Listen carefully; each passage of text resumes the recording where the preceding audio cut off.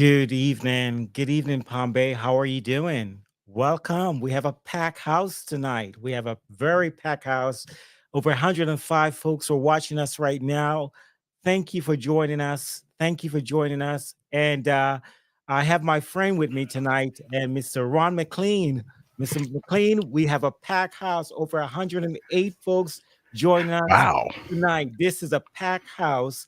113 is joy is growing.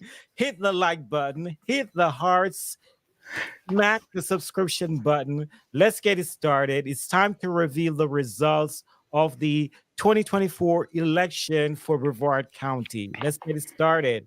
And so we have some nice graphs that we're going to share with you tonight as we go throughout the night. Welcome to the platform. Welcome to Palm Bay Live.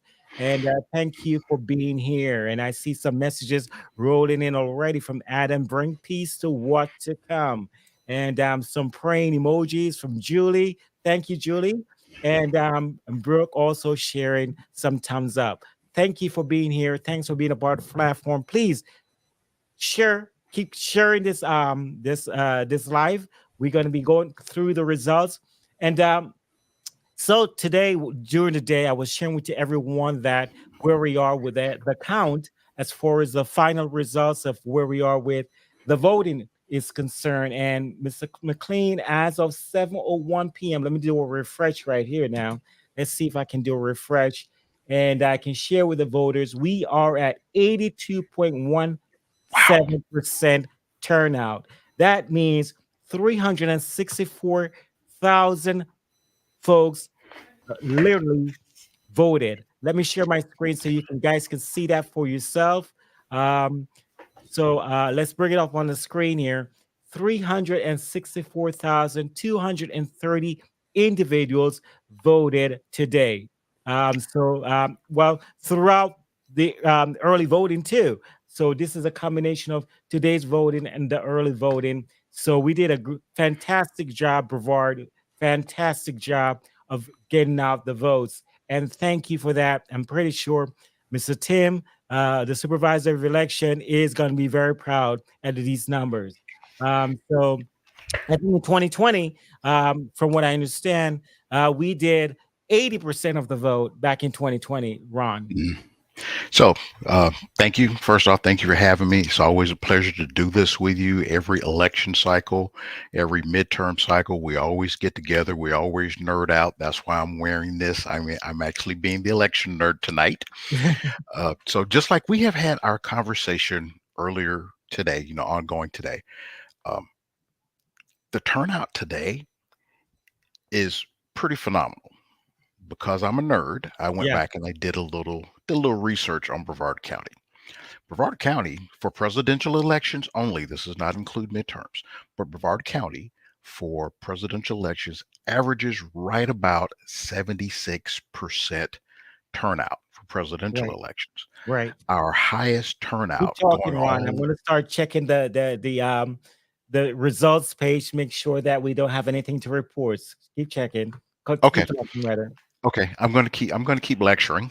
Yeah, So, but if you go back to 1980, the right. highest turnout that Brevard County ever had for a presidential election was in 1992. We had about 87% turnout for the entire county.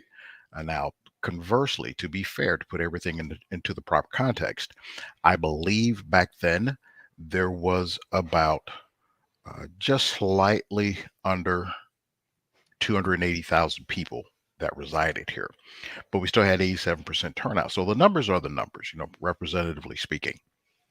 Now, Mhm. during 1992, as a matter of fact, that was our highest turnout. What were some of the things that were going on? Again, I'm a nerd, so I like to research things. What were the things that were going on that happened to drive voter turnout? Well, one of the things for the presidential election specifically was it was George Herbert Walker Bush running against Bill Clinton.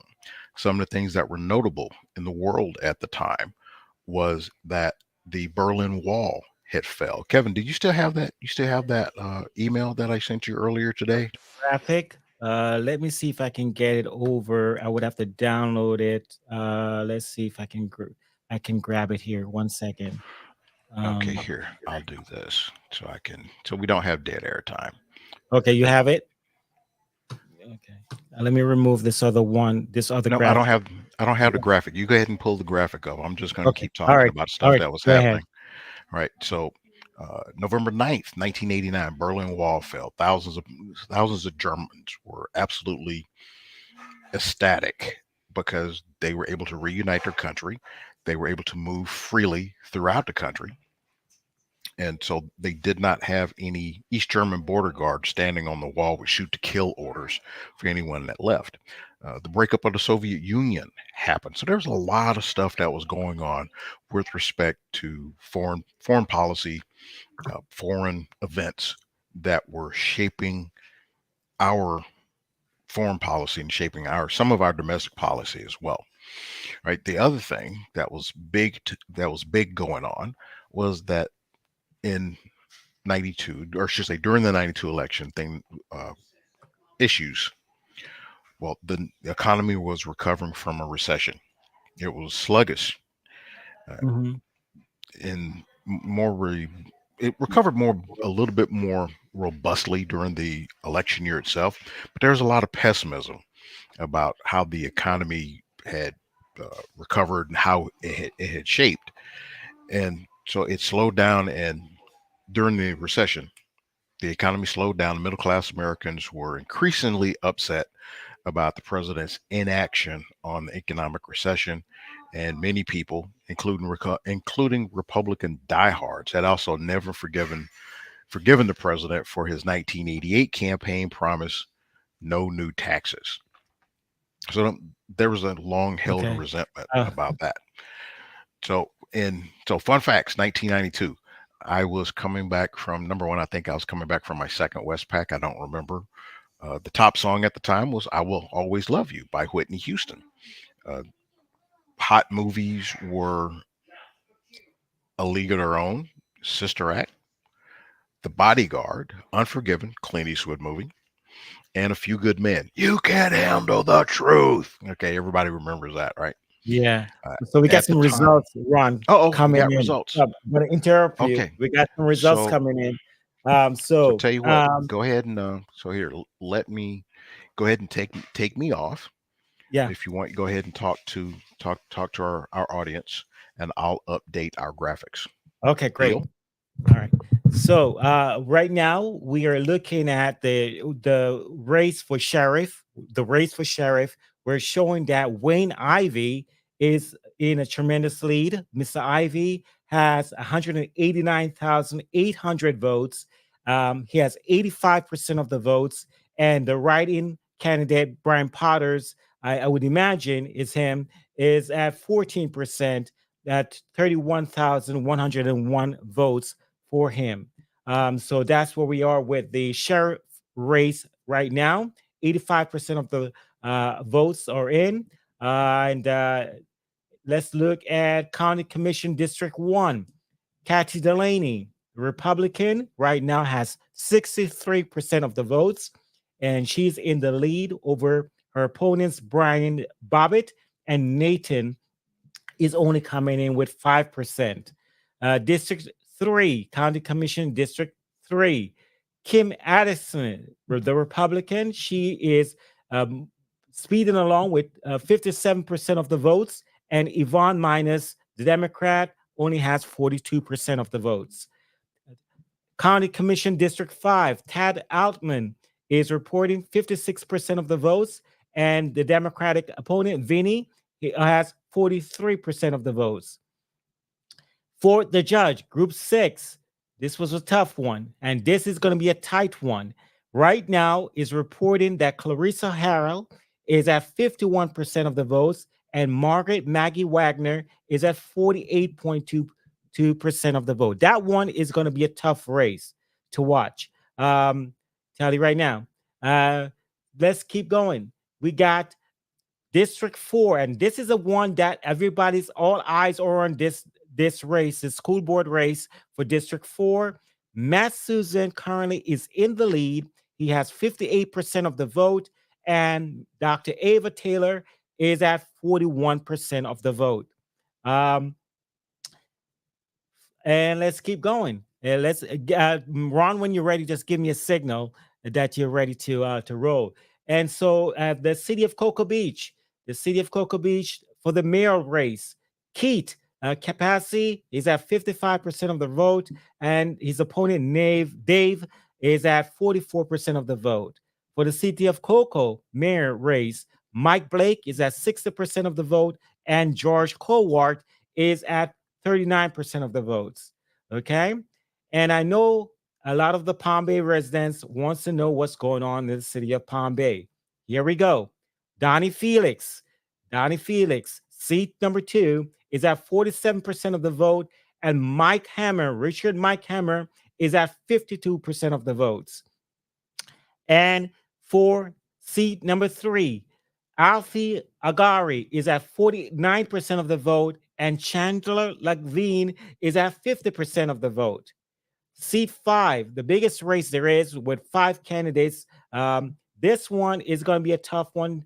It is right now, however, we're showing Mike Jaffe has taken a tremendous lead. He's at 43% of the votes. 43% of the votes. The other opponents are coming in at single digits, 17%, 6%, etc. We'll keep an eye on that race. All right, we'll keep an eye on that race. Ron, anything? These races are getting tight. They are getting tight. And now remind you that we're going to have probably another about a half an hour to an hour before we actually see the full turnout of the different boxes, because you have the different precincts that has to be reported. And right now we don't see all precincts reported as of yet. So it's going to be a while before we see actually who has the lead in these different races. But we're doing good so far.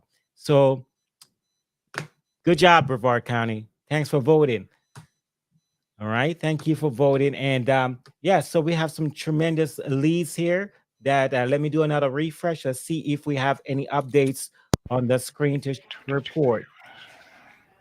Let's see. For state representative, with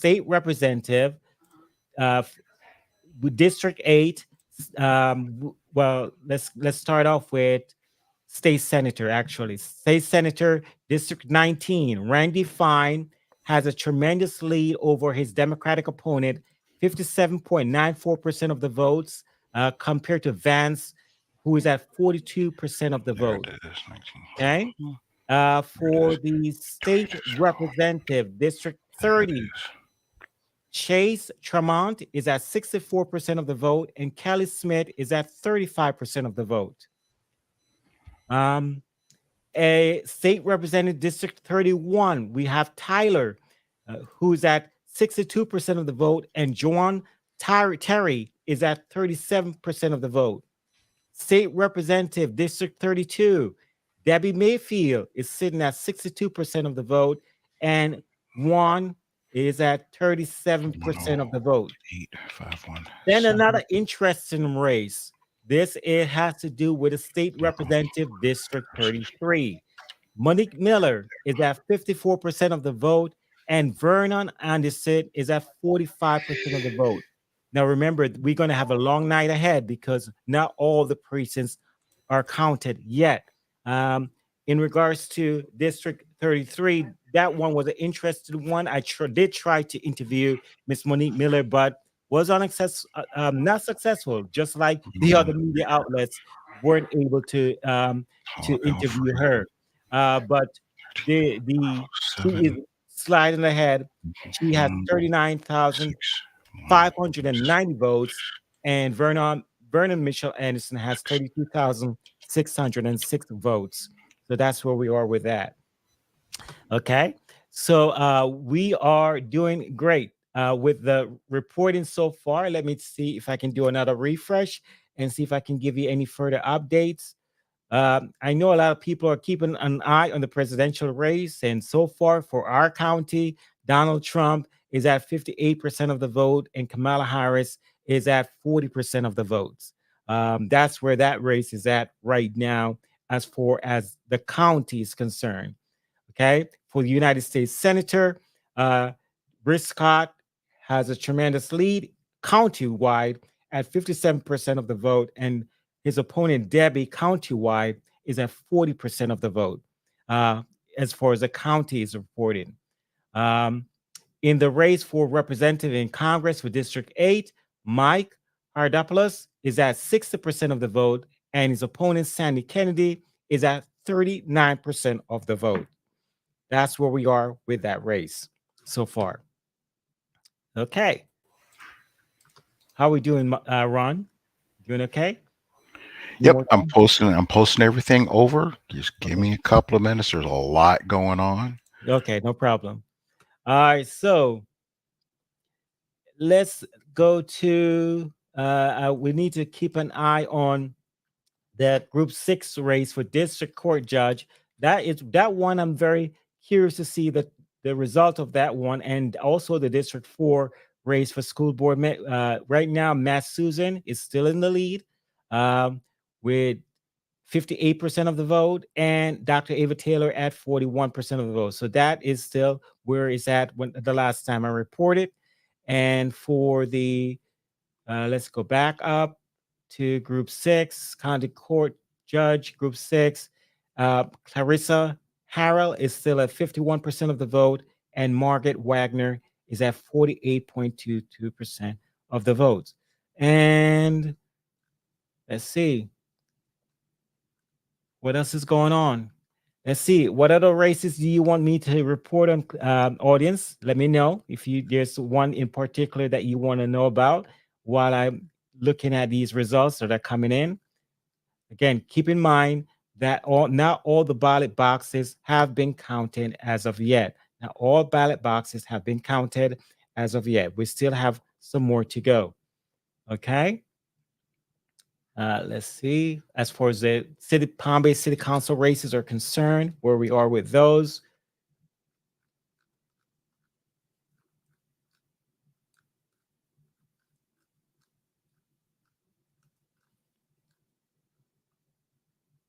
So Mike Jaffe for seat 5 is at 49%, 43% of the votes rather, and Alfred Chandler Levine for seat 3 is at 50% of the votes. So those are the leaders right now. For seat 2, Richard Mike Hammer is at 52% of the vote. Bearing in mind, not all the precincts have been reported yet. So we still have a ways to go. Okay? We still have a ways to go for those seats. For the city of Melbourne, for the mayoral race, Paul Alfrey currently sits at 51% of the vote. Hazel Buggs is at 23% of the vote, and Kathy Meehan is at 25% of the votes. That's what's going on with that race. If anybody lives in the city of Melbourne, that's what's happening in the city of Melbourne right now with that race. So that's not surprising to see Mr. Alfrey taking an early lead where that is concerned. Okay, let's keep going. Let's do another refresh and see if we have any more boxes being reported. All right.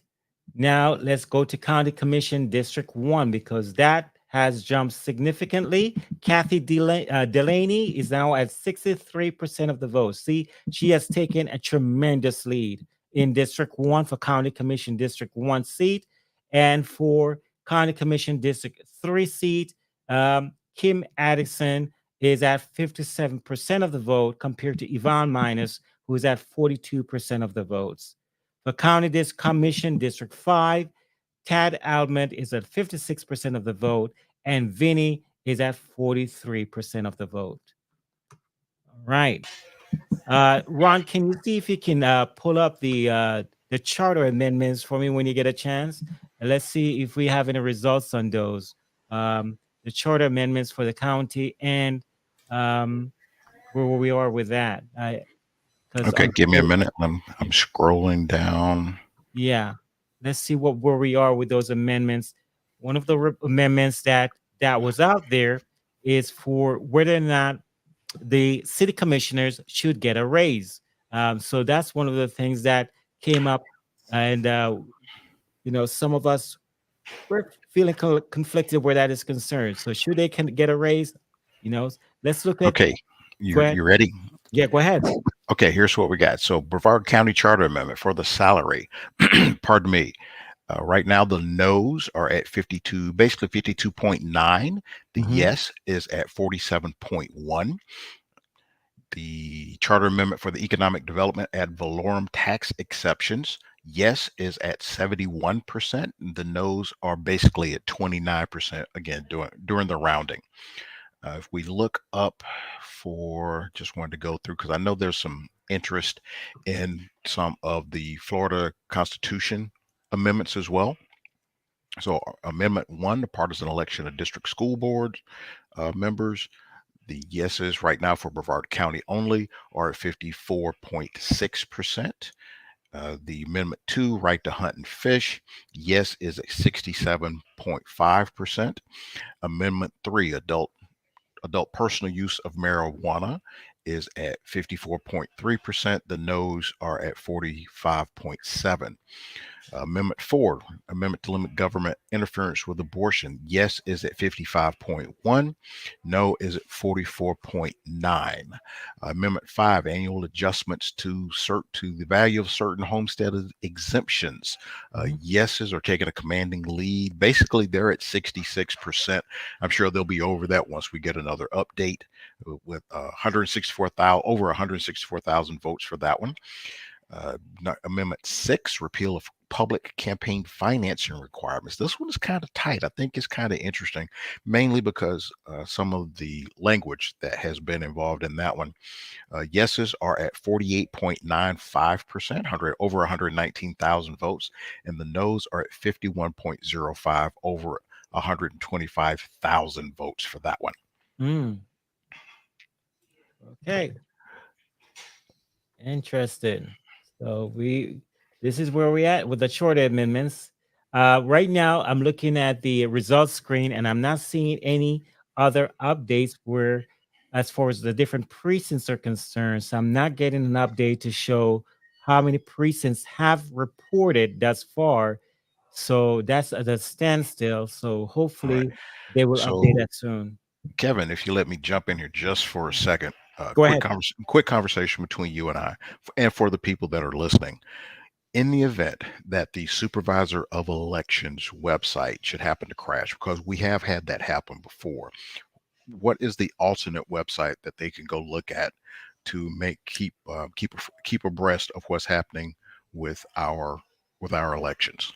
Well, there is not per se an alternate website that the public has. I know that he did a refresh on his website today, and he put Hmm. out a notice stating that he is going to shift gears to this new format. So if you go to the homepage of votebrevard.com, you will Right. be able to go there, and you will notice he did an update on the home screen, so you can be able to get the results in order to avoid it not crashing. I guess that's the end game. That's what he was trying to prevent by doing that update on the website this evening. That took place around right before we went on the air, around Oh, okay. 6:30. That's Yeah, when I we. noticed because I Mhm. went to update Yeah. our super high tech graphics that we were talking Mhm. about last night, Yeah. and noticed that all the information that I was using was like gone. I was like, no. Yeah, he updated it just before we went on the air.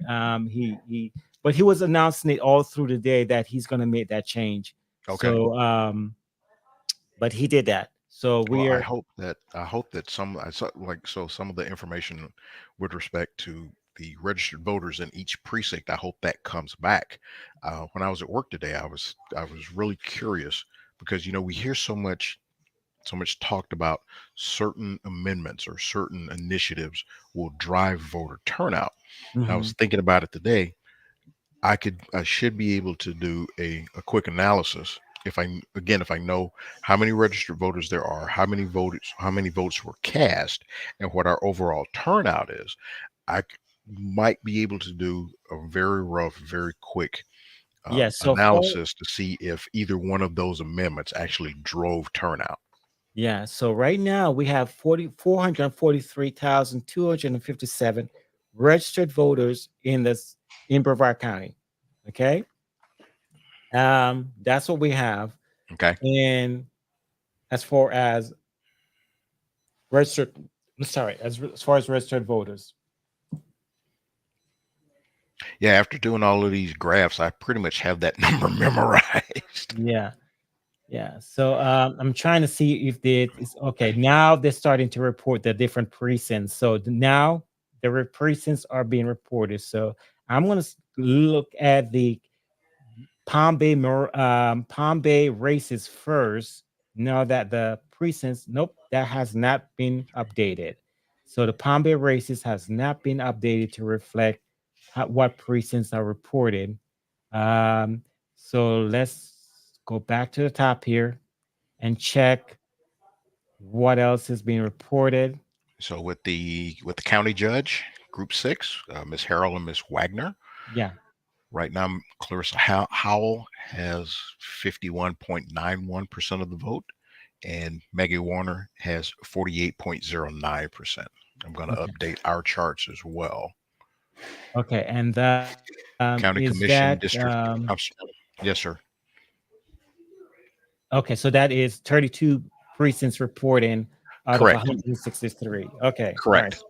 Got a ways to go. Right. And so the numbers that he just told you, everyone, is based on Clarissa getting 114,748 votes and Margaret Wagner getting 106,285 votes.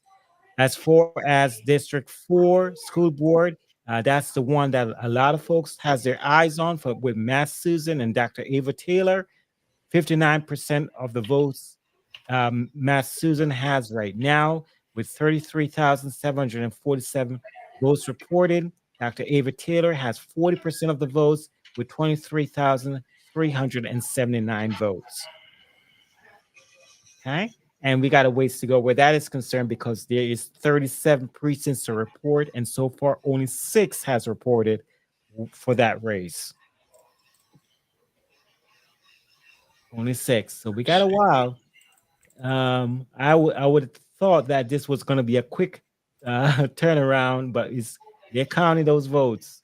Okay. As far as Palm Bay City Council race, I don't see any precincts being reported yet. Just some numbers. So I'm assuming these votes are coming from some precincts that these are probably mailing ballots that we're seeing. These are probably mailing ballot numbers that we're seeing right now for the Palm Bay City Council races, because I don't see any precincts reporting from the votes for today, and possibly early votes. Okay. So far, for Palm Bay City Council C2, Donnie Felix has 47%, and Richard Hammer has 52% of the votes. Again, no precincts has been reported as of yet, so we have a ways to go. Alfie Agari has 49% of the vote, and Chadley Levine has 50% of the vote, and that's for seat 3. Again, no precincts has been reported. We just got a fresh update. Now the precincts are being reported. Now, with the precincts being reported, Donnie Felix is at 47% of the votes. Richard Hammer has 52% of the votes. C3, Alfie Agari has 49%, and Channel Levine has 50% of the votes. Okay. And Mike Jaffe it has a tremendous lead with C5. Tremendous lead. Okay, Kev, let me jump in on our state amendments, our Go state ahead. constitutional amendments. Okay, Amendment 1, partisan election of members of district school boards, 63 of 163 precincts reporting. Yes is at 54.7, over 100, almost 149,000 people voted yes. No is at 45.27, over 123,000 people voting there. Amendment 2, the right to hunt and fish. Yes is at basically 68%. Again, remember, this is 63 of 163 precincts. Basically 191,000 people voting for that. No is at 32.19. Again, depending upon how that one swings, I'm pretty much leaning that this is going to go as far for a yes. Amendment 3, adult personal use, sorry, of marijuana. Yes is at 54.52, over 157,000 people voting for that one. No is at 45.48. Amendment 4, amendment to limit government interference with abortion.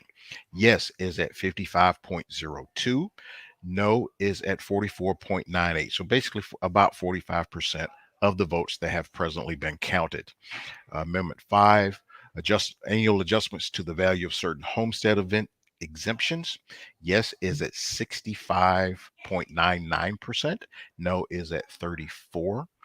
Amendment 6, repeal of public campaign financing requirements. Again, this is kind of interesting because of the language and because of the sensitivity of using taxpayer funds and for what purpose. Yes is at 49.1. No is at 50.81.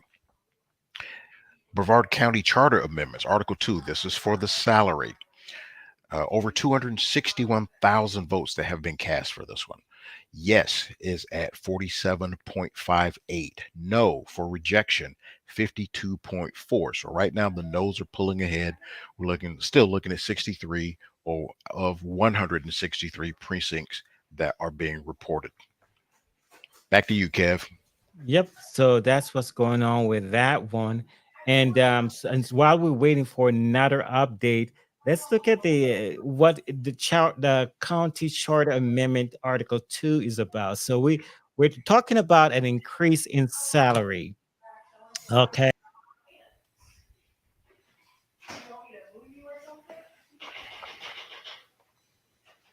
We were to, I don't know, could you have heard me, Ron, while had that screen up? Yes, I You think were, so. yeah, Go ahead and okay. put your screen up and say All right. something. All right. So beautiful. Yes. I didn't know if you were still able to hear me. So if you're looking at the different um, salary ranges here, county commissioners typically make $60,273 a year. The sheriff, Wayne Ivy, makes $222,274. The clerk of court for the county is making at $184,000. Property appraiser about the same. Tax collector is averaging the same. Supervisor of election is averaging the same. The state senator is 29. And I drop in the graphic here, the city council member for the city of Palm Bay is roughly making $12,000 a year. So that shows you where we are salary wise. But the county commissioner says, hey, listen, I need a significant raise. And so that's what this amendment is about for number 2. So if you look at the comparative chart here based on the different counties, our average county right now has a population of about 1.43 million, and the salary range for that is $113,000 for the county commission seat. And as you can see, where Brevard County lies on that map is only 60,000 with a population size of 611,000. And Seminole County is sitting at a salary of 100,000, and Osceola County is $98,000 a year, and Indian River County is at 74. So this is why the county commissioners are saying, "Hey, listen, I need a raise because of what's happening in the other counties." So, well, Okay. the results. Once again, Kev, let me jump in here. Yeah. Again, because I'm a nerd, what would be interesting to add to your graphic, and your graphics are beautiful, by the way. I am like incredibly jelly. Just wanted to throw that out there. All right. One of the things that would be interesting to add to that graphic is what do the other counties pay for property taxes? The county budget is essentially based on what it collects for property taxes. I've done the math only because again I'm in school, so for my public budgeting class I kind of had to look at this, and I can tell you for a fact Brevard County property taxes are low. That reflects back into what we're able to pay our public servants. in other words, the people that run the government, all the way down to and including the people that run the water treatment plants. Well, if you look at a county that is similar in size, what do they pay Mm-hmm. a water treatment operator, for example, that has two certifications? I believe it is a certification A, certification C. Don't quote me, but I believe, but it's something like that. It's two certifications. Here in Brevard County, I believe we start somebody off at about $16 an hour. You go outside Brevard County where they pay higher property taxes, they start them at 22.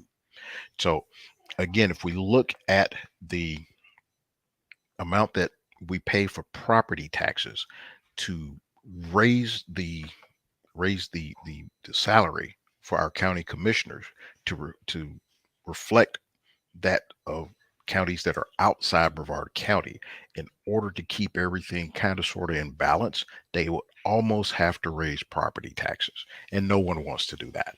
Yeah, well, here's the other thing, though. I share with you in the research that I did today that the legislative aid to the county commissioner makes more money than the county commissioner. That to me is odd. The So I the need to go. So I need to go be a legislative aide over in Seminole County.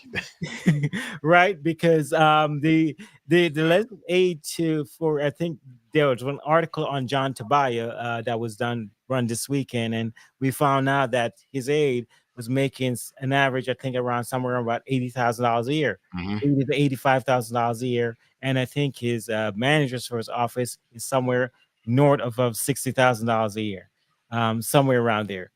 Don't quote me. But yeah. So if in that respect, you have to ask the question. I mean, are they fairly being compensated?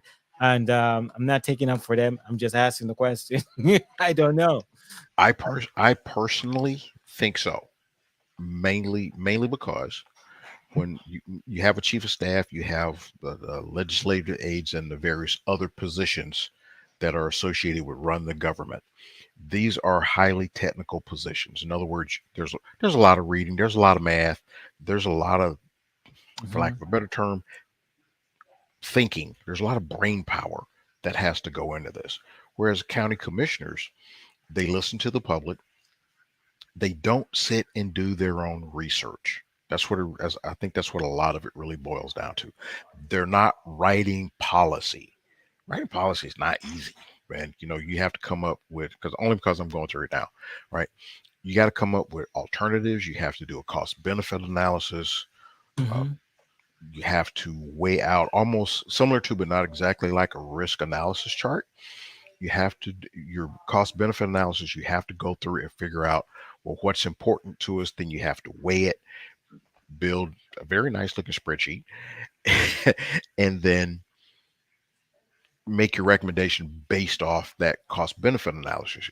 I can almost guarantee you none of the county commissioners are doing that. The folks that don't get the spotlight as much, the people that are doing a lot of the work, a lot of the heavy lifting behind the scenes, those are the ones that are really doing the work of implementing some of the policies that the county commissioners suggest. Does Right. that make sense? Yes, sir. Yes, sir. Hey, there's one that we haven't reported on tonight, and Palm Bay Charter Amendment for the city attorney. So right now, as it stands, the way that the chart is set up, the city attorney cannot hire his or her own deputies. It has to go through the council. And so these charter amendment would allow the city attorney to hire his or her own deputies on her own without having to go through the council. Right now, the vote for that shows yes, 59% of the votes. That's 25,864 yeses. Well, it just got updated. Is now at 27,178 yeses, and no is at 18,631 votes. So that's where that is at right now as far as the count. And with that getting updated, let me go and look at the other races here really fast to see where While we you're looking, Kev, are. I have a final to update. It's Malabar. Question one: continue participation. Sorry, in the Brevard County Law Enforcement MSTU. 5 of 5 precincts reporting. That is 92.1% for yes and 7.89% for no. So I think that's safe enough to be able to call. Okay. All right. With 4 of the 14 precincts reporting, this is the results right now for these races. These races are tightening for the city of Palm Bay. Donnie Felix is at 47%, 20,762 votes.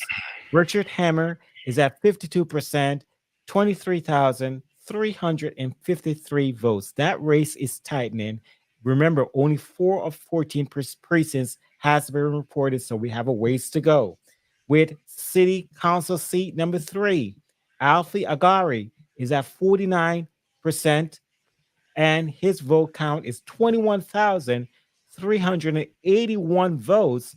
And Chandler Levine is at 22,020 votes. So that one is really tight. It doesn't get much tighter than that. That one is really tight. And as far as the C5 race, Mike Jaffe is still has a tremendous lead. That Yes. he's at 44% of the votes right now where that is concerned. Let me go up and look at the county commission races as we are right now. County Commission District 1 shows Kathy Delaney is still sitting at a comfortable 64% of the votes. Kim Addison, District 3, she has a commanding lead of 58% of the votes. And County Commission District 5, Tad Altman is at 57% of the votes. So that one is still has a, those leads are very, very far ahead. For District 4, Matt Susan, he still has a commanding lead of 59% of the vote. And Dr. Ava Taylor is at 40% of the votes. So that's where we are with that. For those who are watching us from the city of Cocoa Beach, mail race shows Keith Capacity is at 50% of the vote, and Dave Nittersum is at 44% of the vote. City of Cocoa Beach, Commissioner seat 2, Angela Cobb, 40% of the votes. Joshua Jackson is at 59% of the votes. City of Cocoa Beach, Commissioner seat 3, Michael Johnson is at 38% of the vote, and Tim is at 61% of the vote. Okay, let's look at the mayoral races for the city of Melbourne. Melbourne, Paul Alfrey still has a commanding lead of 50% of the votes where that is concerned. City of Melbourne, City Council District 1, Marcus Smith, I think he's a newcomer to the seat. He's at 52% of the votes. And City of Melbourne, City Council, seat District 3, we got Dave Newman is at 59.3% of the vote, 0.37% of the vote. And City Council District 5 for Melbourne, Mimi Hanley has 65% of the vote. So those leads are wide ahead. They're very not even close. So Kev, I'm looking at the same website you're looking at, right? Mm. And so it's for the town of Melbourne Beach commissioner, there's only one precinct. So the two candidates that are in the lead is Anna Butler with 29.2% of the vote, which equates out to 1,028 votes. The person that's in second, Tim Reed, with 28.7% of the vote. That equates to 1,011 votes. So we're really looking at a difference of 17 votes for the town of Melbourne Wow. Beach. Wow. That one is tight. Okay. No, that one, if I understand it correctly, all of the precincts have already reported. That Oh, yeah? one's done. That one's done. Oh, That's Anna. wow. Yeah, that's Anna Butler. Okay. All right. So we have an update. 91. Let's see. We have an update. Let's scroll down. So I'm Let's going see. to Okay, no. while We don't you're have an looking, update. I'm gonna think Yeah. out loud right here for a second. Yeah. Go ahead. So with our, if you look back up at the top of the website of the Vote Brevard website, right? For the races that have 163 precincts. Remember we were talking earlier about how do we determine like when can we really start looking at when to call the race. So there's 163 precincts. If you take half of that, that's about 82 precincts. So right now and I'm using this as an example, for Justice of the Supreme Court for Francis, she has 63% of the vote. Over half of the precincts are already reporting. I think that's a good one that we could go ahead and call there. Justice of the Supreme Court, Sasso, again, 91 of 163 precincts are reporting. That's pretty safe. There's 63% of the vote there. Mm-hmm. We're looking at, let me scroll down, see if we can find something that's a little bit more relevant. Same thing for sheriff, as a matter of fact. Okay, so there's 163 precincts. There's 91 precincts that are reporting. Wayne Ivey has 86% of the vote. That's a pretty safe one to call because there's just not enough votes To that are close that gap. left, right, to close the gap for Mr. Potters. Right. So let me switch in the nerd mode here for a second. And we're close. We're not quite close enough to call County Commission District 1. Um, we need 4 more districts to report for County Commission District 1. That should, keyword should, lock in the victory for Katie Delaney. She already has that 64.2% lead. Same thing for Kim Atkinson. She has over half of the votes. Yes, Yeah. okay, so there's 27 there. Here, let me again. That kind of commission dais is going to have a major shakeup with 2 ladies on the dais. That's going to be a major shakeup. So I think it'll be. I'm sorry, I didn't mean to cut you off. My Yeah. apologies. County Commission District 3, they only have 27 precincts. They Mhm. need 13, basically 14, to be over half of those precincts reporting. Kim Atkinson has 58% of that vote. I think that one is safe to say that it is leaning toward Miss Atkinson. Same thing for County Commission District 5, Thad Altman and Vinnie Toronto. He has basically 58% of the vote. Of the votes that are remaining, I do not believe that there are enough left unless we have 100% voter turnout, which, that's not going to happen. Yeah, we don't have that. Yeah, that's unlikely. We they'll lean toward Thad Altman. So I'm leaning that Katie Delaney, Kim Atkinson, Thad Altman, close, but I'm going to say Clarissa Harrell. Forgive me if I'm pronouncing her name incorrectly. For Group 6 on the judges, there's 51.8% of the vote that she has garnered. Mhm. And Matt Susan, out of 37, yeah. So there's majority. Again, let me do the nerd thing. There's about 73% reporting. Matt Susan has 59% of the vote. I think it's safe to say that Matt Susan will retain his seat. Blah, blah, blah. Yep. I think you're right. Now, so for Matt Blake, I'm sorry, for City of Cocoa, let me do my nerd thing. So there's 45. I'm sorry, go 5 ahead. out of 11. Yeah, 5 out of 11. Right. So that's about 45% of the precincts reporting. That's not quite half.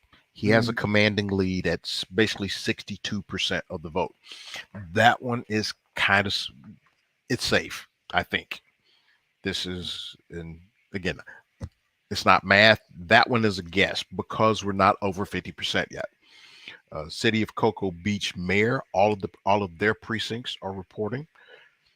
Pardon me. Keith Capizzi, 55, basically 56% of the vote. Um, City of Cocoa Beach Commissioner, 4 of 4 precincts reporting, and Joshua Jackson has taken that that particular seat. Let me scroll down again. So,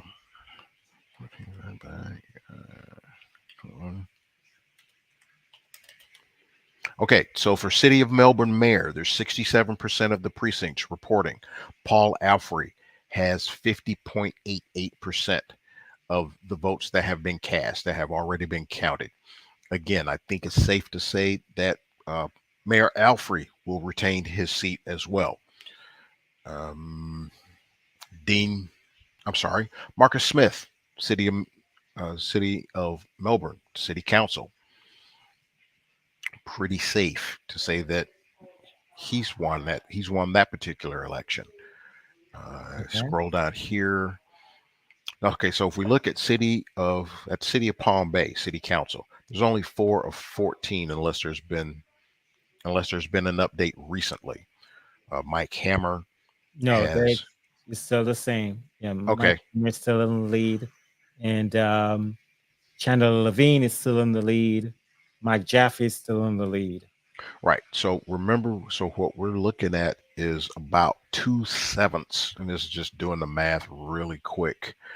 About 2/7 of those precincts have reported. That's only about 28, only 29% of the vote.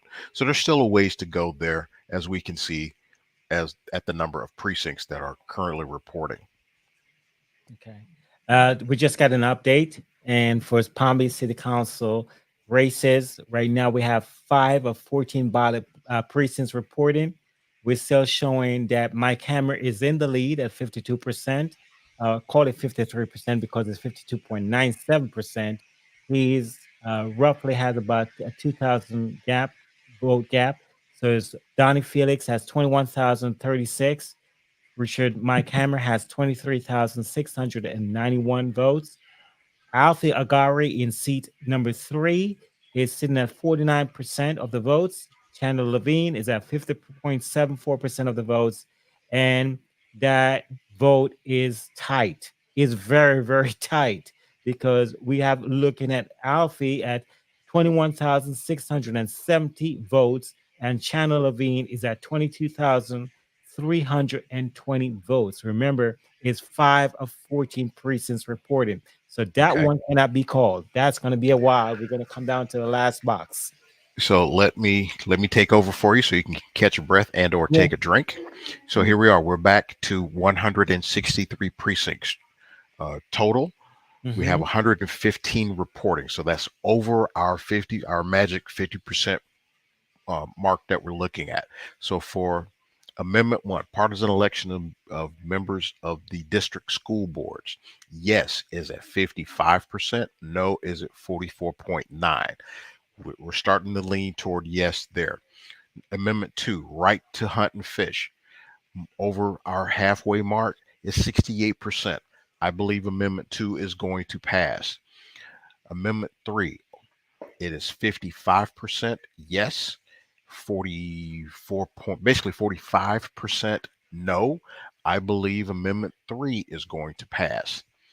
Same with Amendment 4, amendment to limit government interference with abortion. 115 of 163 precincts reporting. I believe Amendment 4 is going to pass. Amendment 5, commanding, 66% yes, basically 34% no. That one's going to pass. Repeal of public campaign financing requirement. This one is kind of tight. So we will have to wait and see on this one.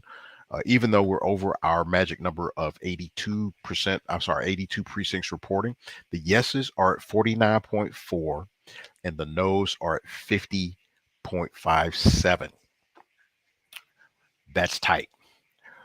That's So very tight. the Brevard County Charter Amendment, Article 2, with respect to salary for the Brevard County Commissioners, right now it's at 51.92 for no, 48.08 for yes.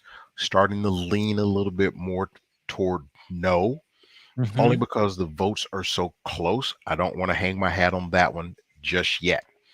The charter amendment for the economic development ad valorem tax, the yes authority to grant exceptions, commanding 71.4% of the votes that were cast. No is at 28.6. So again, the amendment for the ad valorem taxes, I'm pretty sure it's safe to say that those will pass. Let's see. So Palm Bay Charter Amendment governing the employment of city assistant city attorneys. We haven't crossed our magic number yet. However, yes is at 59.3. And I've already reported on Malabar continuing to participate in Brevard County Law Enforcement MSTU and the West Melbourne Charter Amendment imposing term limits on the mayor and city council members. Again, kind of interesting. Of the precincts that are reporting, there are three. One so far has reported, and the vote for yes to limit the mayor and the city council members has a commanding 88.2% lead. So I believe, again, we'll know after we get one more update for this particular charter amendment, that this one will pass. There's just not enough votes out there to make it up. to really sway things the other way. Okay, I think we have no, we didn't have another update. I thought, nope, yeah, we did have a little slight change in the numbers. It's still five precincts, 5 precincts reporting out of 14. Um, we see now Mike Hammer for C2 is taking a little more of a lead. He now has 24,000 votes, and Donnie Felix has 21,000. Alfie Agari, that race is still tight for seat 5. For seat 3, he's at 21,961, and Chandler Levine is at 22,606. And again, seat 5, Mike Jaffe is just taking that seat away. It's just, there's no making those numbers for the other candidates, because he is at a commanding 44% lead. A commanding 44% lead. So let me jump in just for a hot second there, Go Kev. ahead. For City Council seat 3, for people that think that their votes don't count, the difference between Agari and Levine, or Langevin, is that right? Yeah. Is 645 votes. That's it. 645 votes are the difference between the two. Yep. And he can if Alfie probably can get that in, with the next set of ballot boxes that come in, and he probably could, that could possibly happen for him. Let's know. Yeah. We don't know. Or Chandler could probably take the lead, a commanding lead. Who knows? What And the happened there? difference with Donnie Felix and Mike Hammer Mhm. is 2,674 votes. Okay. All right. Let's go back to school board district 4 race and see where we are with that one. Is that one a runaway? Is it over? Where we at? School board district 4.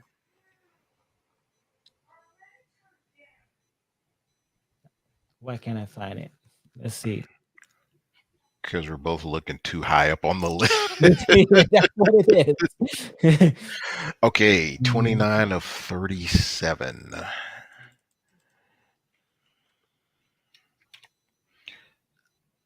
Wow, that's pretty. Yeah, I think that one's over. That one is over. I believe so. Yeah. I would call that one again. So we need 19 of 37 precincts reporting. So that's our halfway So mark, Matt right? Susan is retaining his seat for that I race. believe so. I Yes. believe so too. I believe so too. That was a highly contested race. Different things was thrown across social media for that race. Everybody eyes was on that one. Yes, absolutely. Yes, absolutely. Yep. So unless something significantly changed, which I doubt, because with 29 out of 37 precincts reporting, that's a lot of numbers to make up. She's going to need at least 20,000 plus votes to make that deficit up. So I don't see that happening. We need to go to the one that we haven't talked about much tonight is state representative district 33 race. Where is that one at right now? We'll have 18 precincts reporting out of 31. Monique Miller, 55% of the votes she has garnered, and Vernon Michelle Anderson is at 44% of the votes.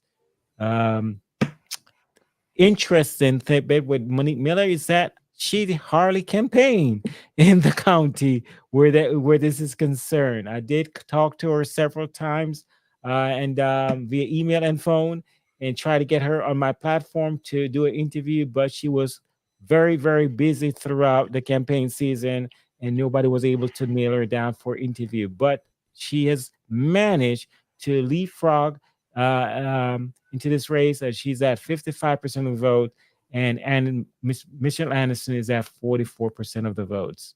Mhm. So, but we still have a ways to go because only 18 out of 31 precincts have been reported. So we can't call that one yet. 16. We're close though. Yeah. Yeah, we're close. All right, so let's look at State Representative District 38 of 11. Okay. That will be Chase Tremont. I believe I'm pronouncing that correctly. 8 of 11 precincts. He's got 65% of the vote. District 31 State Representative, 43 of 56. Joanne Terry has not taken that seat. She has 36% of the vote, and Tyler Soares has 64% of the vote. So we can pretty much call that race. I believe so, yes. We can call that race for Tyler Soares for State Representative District 31. I Correct. think it's clear that person has won that race. Right. Same thing for District 32, Debbie Mayfield. She has won. She has 64% of the vote, whereas Juan Hinojosa has basically 36-ish percent of the vote. Okay. Let's see where we're at. No further updates yet. The races for the Cocoa, Cape Canaveral, all of those we can pretty much call them. City of Cape Canaveral, the mayor is going to be Wes Morrison. That one is over. All seats for all precincts reporting. Wes Morrison has currently become now the mayor of the city of Cape Canaveral. City of Cocoa mayor, that one is we can call that one. Mike Blake is the mayor for the city of Cocoa. City of Cocoa Beach, the mayoral race for that one. We have 4 precincts reporting, so we can call that one. Keith Capizzi is the mayor for City of Cocoa Beach. City of Cocoa Beach Commissioner seat 2. For that one, with 4 precincts reporting, we can call that race for Angela Cobb. Angela Cobb is the representative for the commissioner seat for C2 for Cocoa Beach. City of Cocoa Beach seat 3, Tim Timilty is the representative for that seat. Indian Harbor Beach Council seat 3. We can clearly say Susan Remy is the elected person for that seat. For City of Melbourne mayoral seat, Paul Alfrey currently has a commanding lead of 50% of the votes, with 15 of 21 persons reporting. So we can pretty much say it looks like he has that in the bag. Based on the reporting, the votes tally here, Paul has 16,888 votes. Hazel Buggs has 7,855, and Kathy Meehan has 8,630 votes. I can clearly call this for Paul Alfrey. For this, he will be in the retaining seat. You there? You're muted. run. How's that better? Yep, that's better. Okay. Um, you were talking about the city of Melbourne mayor. Mhm. One of the things that made this kind of interesting, sitting here looking at the numbers, I also had to reposition my camera. Um, but one of the things that made this particular race interesting is that there are three candidates for this particular seat. So we don't have one or the other going over 50% and then locking it in. Whereas in this case, what you see Hazel Buggs with about 24%, and then Kathy Meehan with just over 25, almost 26%. So those two candidates equally split the vote Yeah. that may or may not have swayed or swung for Paul Alfrey. Hmm. Hmm. So uh, let's keep this going. We're waiting for another update. We're waiting for another update. We're waiting to see if these numbers will change any. Um, we're still looking at 5 out of 14 precincts reporting for the city council seats for Palm Bay. And we can pretty much say that Mike Jaffe is going to be the winner for seat 5. There's no making up those gaps for the other candidates because there's 5 persons in the race for seat 5. So Hmm. that one is a clear winner, right? I mean, Mike Jaffe pretty much has retained, not retained, but he's going to be sitting on that council. He's going to be sitting on it for 2 years. That seat is going to be, it's kind of different of the way that one is set up because somebody else vacated that seat, so he's just going to be filling out the rest of the term. So Um, quick shout out to David Rodriguez. I see him in the chat here. mhm. So wanted to say thanks for basically putting your life on hold to run for city council. I know it's a lot of work, and just want to say thank you for at least caring enough about our city to put your life on hold to come and run this race. Yeah, thank you for that, sir. Thank you for wanting to serve our city. Um, let's see. Let's see. Let's see if we have any other further updates. No, nothing yet. Nothing yet. Let's see. What else is going on? Do we have anything as far as the national situation is concerned? While we're waiting for another update, let's see if any races has been called for any states naturally. Does anybody know? While we're monitoring this, if any states has been called for any of the national candidates, either Mr. Trump or Miss Vice Harris. President Harris. Yeah. Yeah.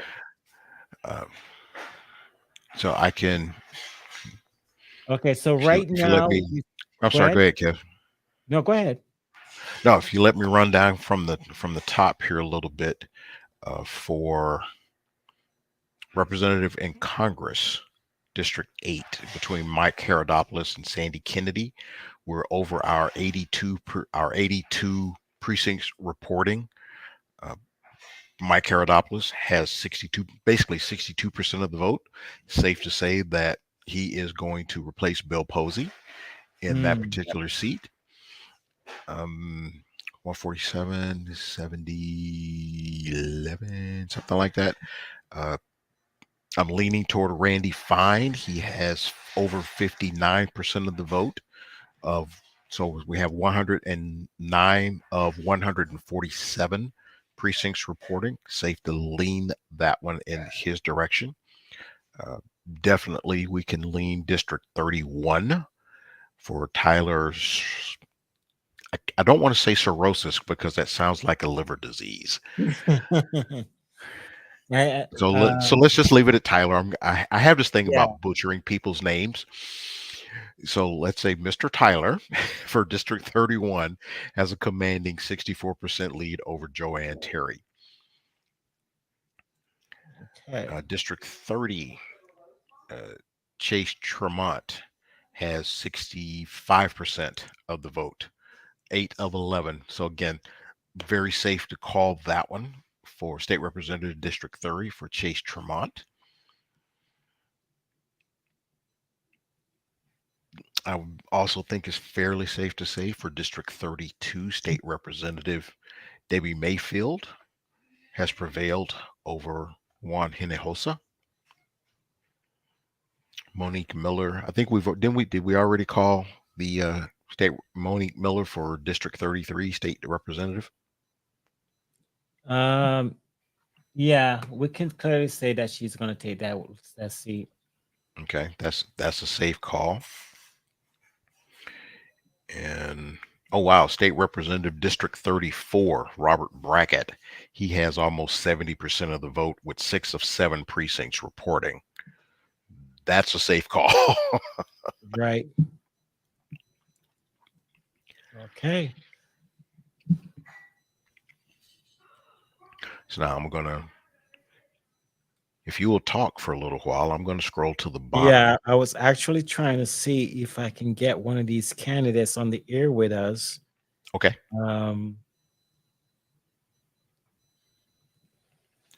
So here's what I'll do while you're doing that, ever so diligently. So let's go over our Florida State Amendment votes. So we're over 50% of the vote, or I should say over 50% of the precincts that are reporting. 122 of 163. Partisan election of members of the district school board. So this will make our school board elections partisan. So you'll see Democrat, Republican on school boards for the entire state. That's what this amendment is proposing. So the yes is at 55.1%, no's are at 44.8%. Safe to say that Amendment 1 is going to sway toward yes. Also safe to say that Amendment 2, which with 68% of the people voting yes, that one. Well, you know what, Kevin? Let me correct myself here. Amendment 2, the state amendments rather. This is for the state. This is not just for Brevard County. What we're looking at are the results for Brevard County. So overwhelmingly, and I think this is important to get a little bit granular on this. So overwhelmingly, the Brevard County residents will vote yes for making district school board elections partisan, Democrat, Republican, Independent, NPA, whatever. Amendment 2, right to hunt, fish and hunt. Sorry. Brevard County has voted yes for that. Adult use of marijuana. Brevard County has voted yes for that. Amendment 4, limit government interference with abortion. Brevard County has voted yes for that. Now, if we go down to our charter amendments, now these are the ones that we can call that directly impact us because we're looking at the votes for Brevard County. So the charter amendment with respect to salary, we're over 82 precincts of 163. So safe to say that we're going to lean toward no for rejection because we're about 52% no, 48% yes. Charter amendment for the economic ad valorem tax. Overwhelmingly 71, almost 71.5% said yes.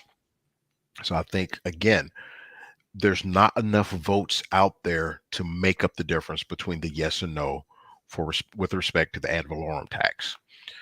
COCO, 10 of 11 precincts are reporting for the renewal of economic development ad valorem tax exemption. 75% yes. That one we can call for sure. Town council residency for Indy Atlantic Town Charter Amendment 1 of 1 precinct, 95% yes. I think it's safe to say that we can call that one as a yes as well. Melbourne City Charter term limits. That one's a no. 15 of 21, over half of the precincts reporting 59% rejected that. For Palm Bay Charter Amendment governing the employment of assistant city attorneys, we're not even halfway there yet. but yes has 60% of the vote, 59.4. No is at basically 40.58. So that one, we're still not there yet.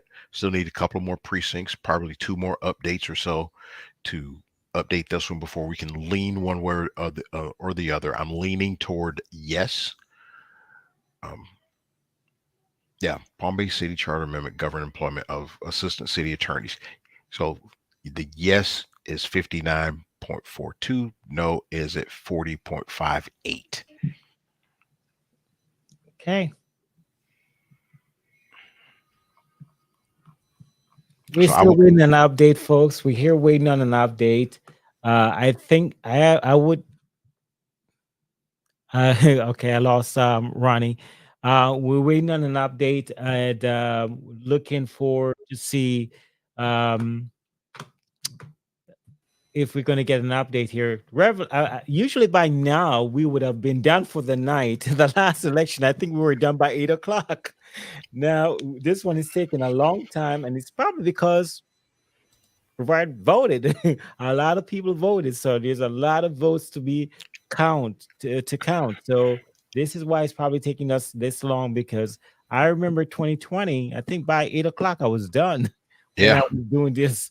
Yeah, 8 o'clock we were already called it. We know who our representatives was going to be, and we were done. This one is taking a while. Okay, so now we have an update. Let's see. I think we just got an update. Let me scroll down really fast. Actually scroll back up to see if I see any updates here. Yep. So now we have 7 of 14 precincts reporting.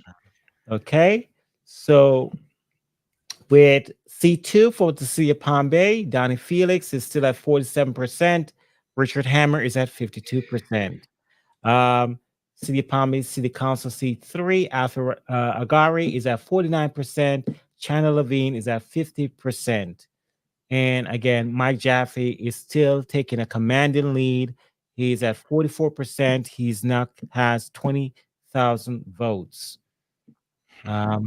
Yeah, so I kind of figured that race for seat 5 was going to be a tough one. With so many people running in it, you would have split the votes right down the line. And so I saw that happening right away when I was doing the interviews during the primaries and the during the general election. I saw that happening right away. So knew that was going to happen. So that is not a surprise at all. So Kev, let me Yeah. interesting thing. I took again, I'm being nerdy for tonight. Not that tonight's any different from any other night, but anyways, I was looking at the number of votes that have been cast versus our previously reported voter turnout. Remember we said it was about 80% or slightly over 80%. Our overall voter turnout right now, that's early votes that have been completely reported, vote by mail, which is partially reported, election day is still in process. We're at 76.97%, which falls right at the average, slightly above the average for what Brevard County usually turns out for presidential elections. So we got there's still over 5,000 uncounted mail ballots. This is coming off the Supervisors of Elections website. Wow. We got a ways to go. Well, we received, or should say the Supervisors of Elections, they received 92,000 mail-in ballots. There's only 5,000 left. So I don't think that those would be statistically significant.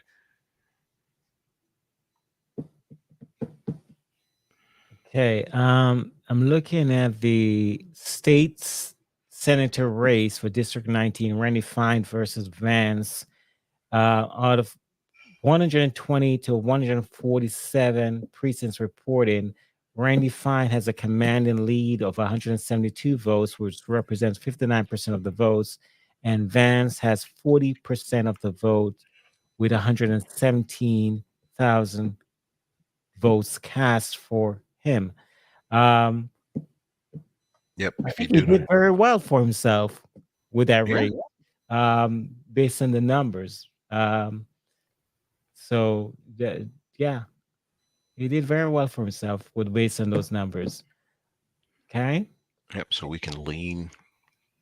Actually, let me do a quick count. 6, 7, 7. Yeah, I think we can call Randy Fine's race right now. Yeah, we He's got can. he's got 60% of the vote. There's not enough left. Yeah, we can. And did we call Debbie Mayfield race? I think we need to call that one too. State Representative District 32. I think Yes, that sir. one we can call that for her. That she is gonna be our state representative for District 32. You know what? Um, Hang on, Kev. I'm going to make a list that I can keep track. in front of me, Yeah. so we don't keep going over the same ones over and over again. And Okay. plus, if we keep the list, let's see what time it is, 8:20 something. So I'm going to start this now. Get to see how well we do versus the final result. Right. So I'm ready to call Herodopoulos over Kennedy. Okay. That sounds right. All right. Then we're going to call Randy Fine, correct? Yep. Tremont.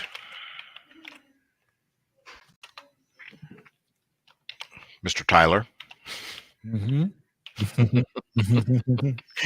I'm not going to call him a liver disease. Yeah, you don't want to butcher his name. Well, do you have any idea how many people butcher my last name? Now, granted, it's a very strong Scottish name, but people still,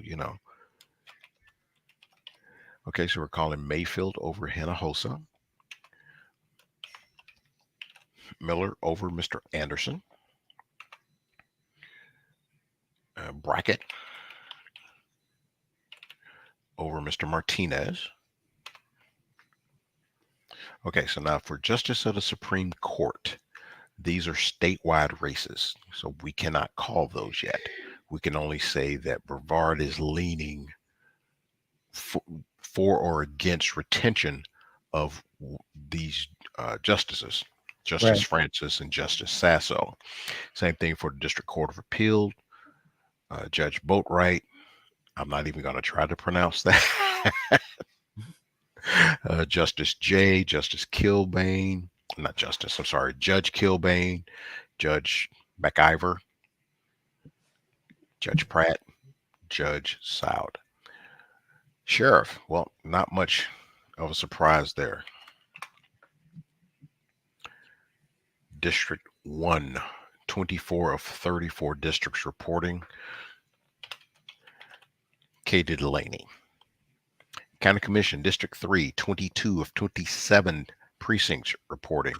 Adkinson. Adkinson. Okay. District 5, 18 of 26 districts reporting. I'm calling Altman. He's got 57.9, so basically 58% of the vote. Group 6. For the judges? Yes. I don't think you can call that one yet. Well, we're over 82 precincts reporting. She's got 50. I mean, it's still fairly close. It's very close. But I'm going to call it for Harrell or Harrell.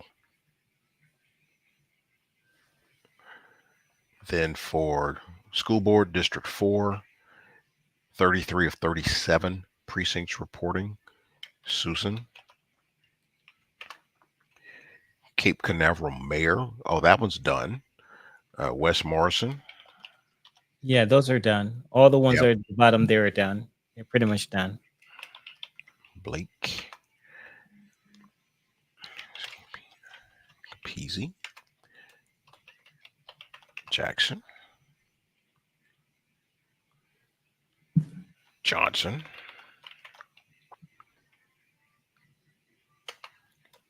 Ichiyemi. Yeah, yes, sir. Again, one of the more interesting ones. FRE. City of Melbourne Mayor Paul Alfrey, 18 to 21 precincts reporting. City of Melbourne City Council District, 18 of 21 districts reporting. That will be Smith. Mr. Newman, I know I heard that name earlier.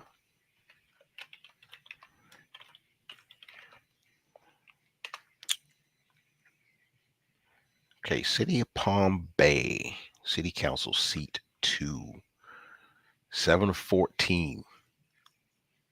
Ooh, that's right at half. I think we should probably leave this one open because we still got a little bit to go. Yeah, we got ways to go. Yeah. Yeah, that's why I can't call any of those races, especially when it comes to seat number 3 for city council. That one is tightening. Alfie Ramsey Agari now has 22,491 votes, and Chandler Levine has 23,190 votes. That one is going to go down to the wire. I can't call that. There was a difference of about 1,300 votes.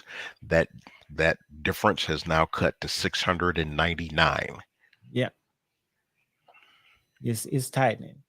Yeah, we're looking at 49.23%, 0.23% for Alfie Agari, and then Chandler Levine 50.77%.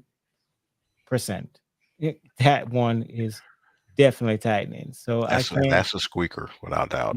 Yeah, that one is going to go down to the wire. We can call Jaffe. We can definitely call Jaffe. Jaffe is definitely going to have seat 5 in the bag. That's definitely without a doubt. He's going to have seat 5. Yep, I believe so. But seat 2 and seat 3, still question marks. So that one.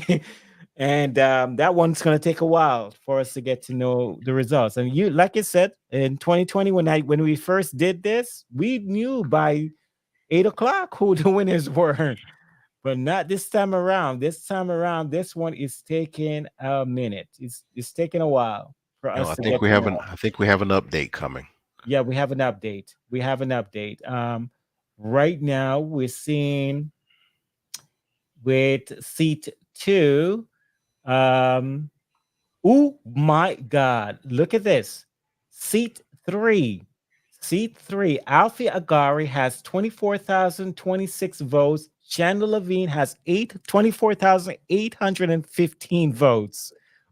Wow. Wait, give me those numbers again. My web page. 24,026 for Alfie. And Chandler Levine is at 24,815. So that one, what's the difference there in math? Hang on, I'm looking for it. Okay. 24,026, 789. So we went from 600. 10 or 14 boxes reported. So we still got 4 more precincts to report. I'm not touching that one. I'm not touching that one. No, sir. That one. All right. So, for C2, Donnie Felix, we are at 23,314 votes. He's the incumbent. And then Richard Mike Hammer is at 26,411 votes. That's where we are with seat number 2. And again, like we said, seat 5, that one is over. Mike Jaffe is going to get that seat by far. So the votes are going his way at 21,665 votes currently, with 10 of 14 seats reporting. So that right now we can clearly say he's a winner for that seat 5. Offhand, do you know what's our margin of victory that would trigger an automatic recount for the City of Palm Bay seat 3? Not sure. I don't know offhand. So if we do the math real quick, we're looking at a 1.6% difference, Wow. which is 789 votes as we stand presently. Wow. Well, Mr. Alfie is definitely giving us a show tonight. I can say that. If you really think about it, he has tried to run for different seats, council seats in the city of Palm Bay over time, and tonight is his best showing yet. Of all the elections that I've covered since I've been doing this program, this is his best showing when it comes to him trying to run for a particular seat in the city of Palm Bay. So he's definitely doing giving us a run for our money tonight as far as trying to count these numbers, count He's these votes. definitely, yeah, he's definitely, essentially, I think he's definitely endearing himself to the people. Yeah. Clearly, man, that is really tight. I just looked at the percentage difference between the two. Wow. Um, but clearly, he's endearing himself to the people, as shown by the votes that are here. I have not, but again, I've been busy, but I have not seen a lot of him, out in the public talking to people. Same thing with Chandler. I have not seen a lot of him either. But I go to school. I go to work. I come home. I go to school. Mhm. Rinse, wash, repeat. Okay. So I'm going to. Oop, crap. All right, there we go. I'm going to scroll down to the bottom here and look at some of our charter amendments for Brevard County.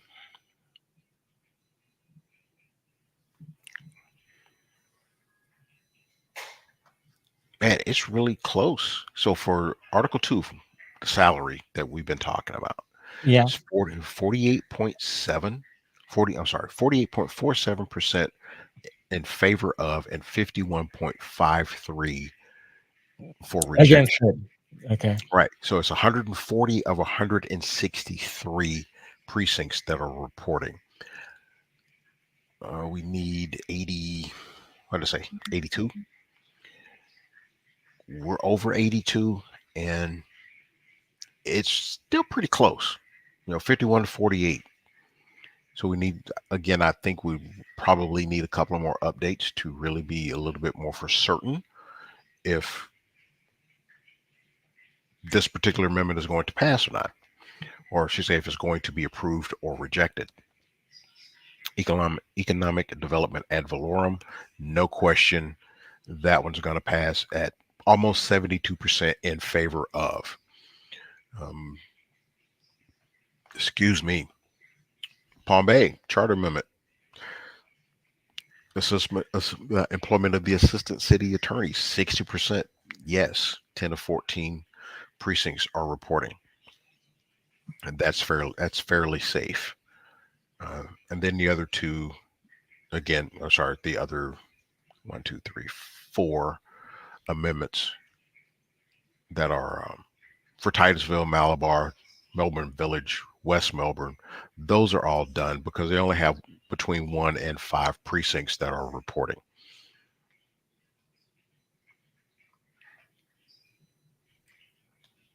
Wow, these races, they're very, very close. I'm here trying to get let's see, let's do a refresh. Let's see if maybe we're not seeing something here with these counts. Okay, let's see. We may have gotten an update. Hold on one second.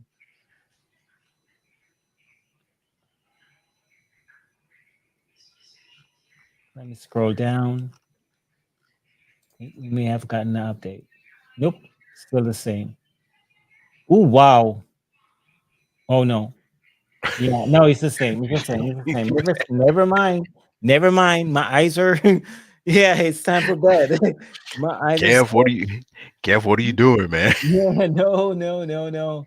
I thought I saw something else with the C2 race, but no, there's still a 3,000 count gap there with Donnie Felix and Mike Hammer. I think it's clear to think that Mike Hammer is going to win this race in C2. What do you think? With I 10 of believe so. 14, yeah, with 10 of I mean, 14 precincts reporting, I'm not sure how many ballots are on, are left with those precincts, but it looks to me like he's going to win this one. Uh, the Palm Bay Dice is going to have a complete total makeover if this happens, because right now, as it stands, um, only person that's going to be left up there from the previous councils is going to be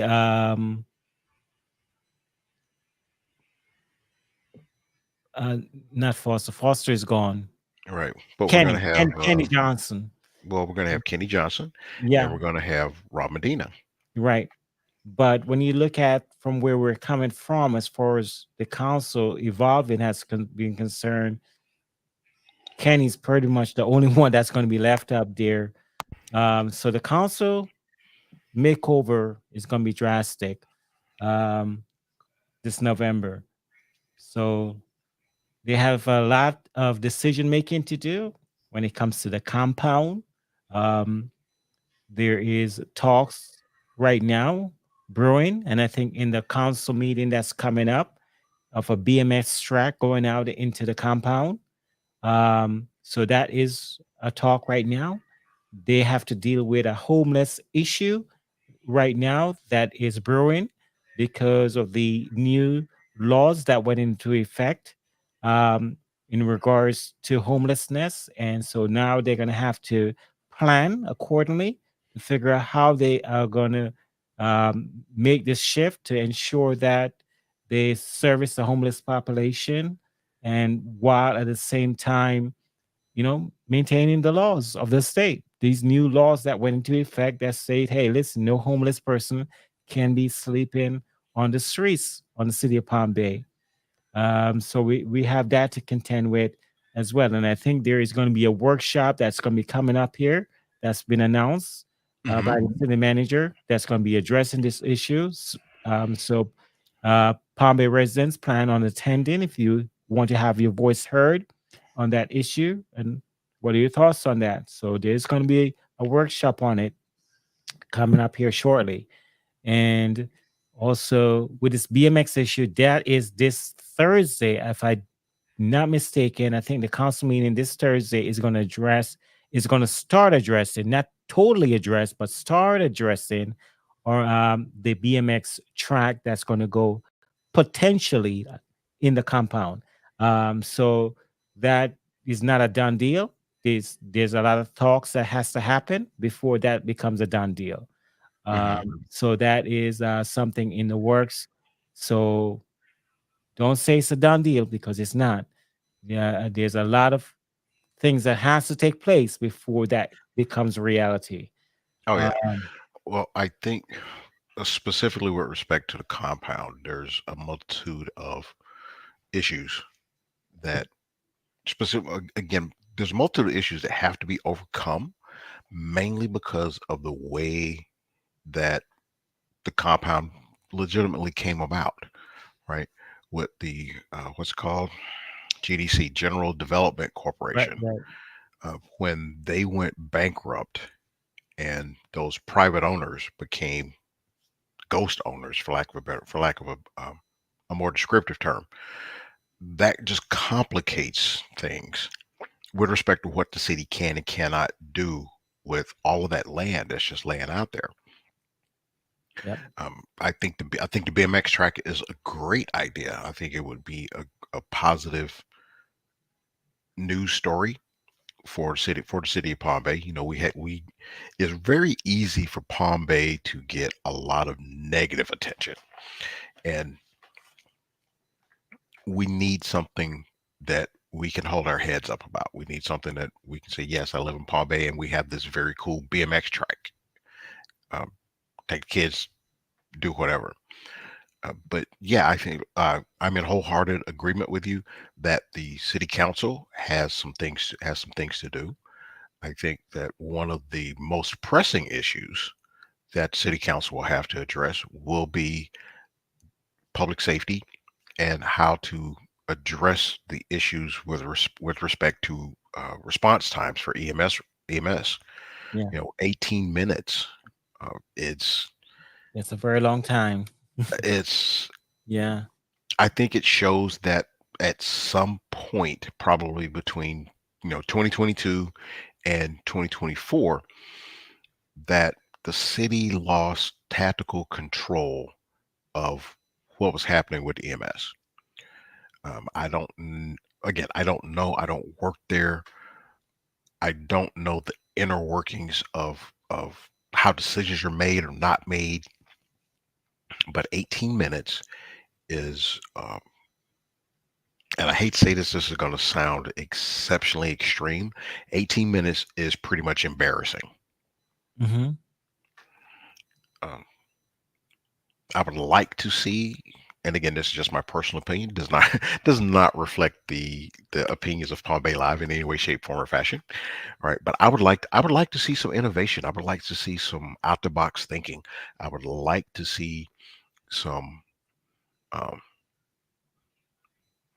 new ideas that take into account the fiscal constraints that we have that still make steps forward to address those response times and start to bring them down. Yeah. And there's been a lot of talk, and I tried to address it in the different forums when I had them with the different individuals that's running for council. I tried to address it then and talk about it and make sure I kind of put it in their ears that listen, something got to give. We can't have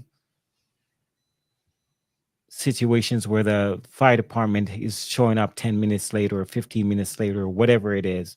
Every minute counts when it comes to these situations. But again, it's going to take proper management to try to get us to where we need to get to. And so, they have a lot of work to do. The new individuals that's coming onto the dais, they're going to have a lot of work to do.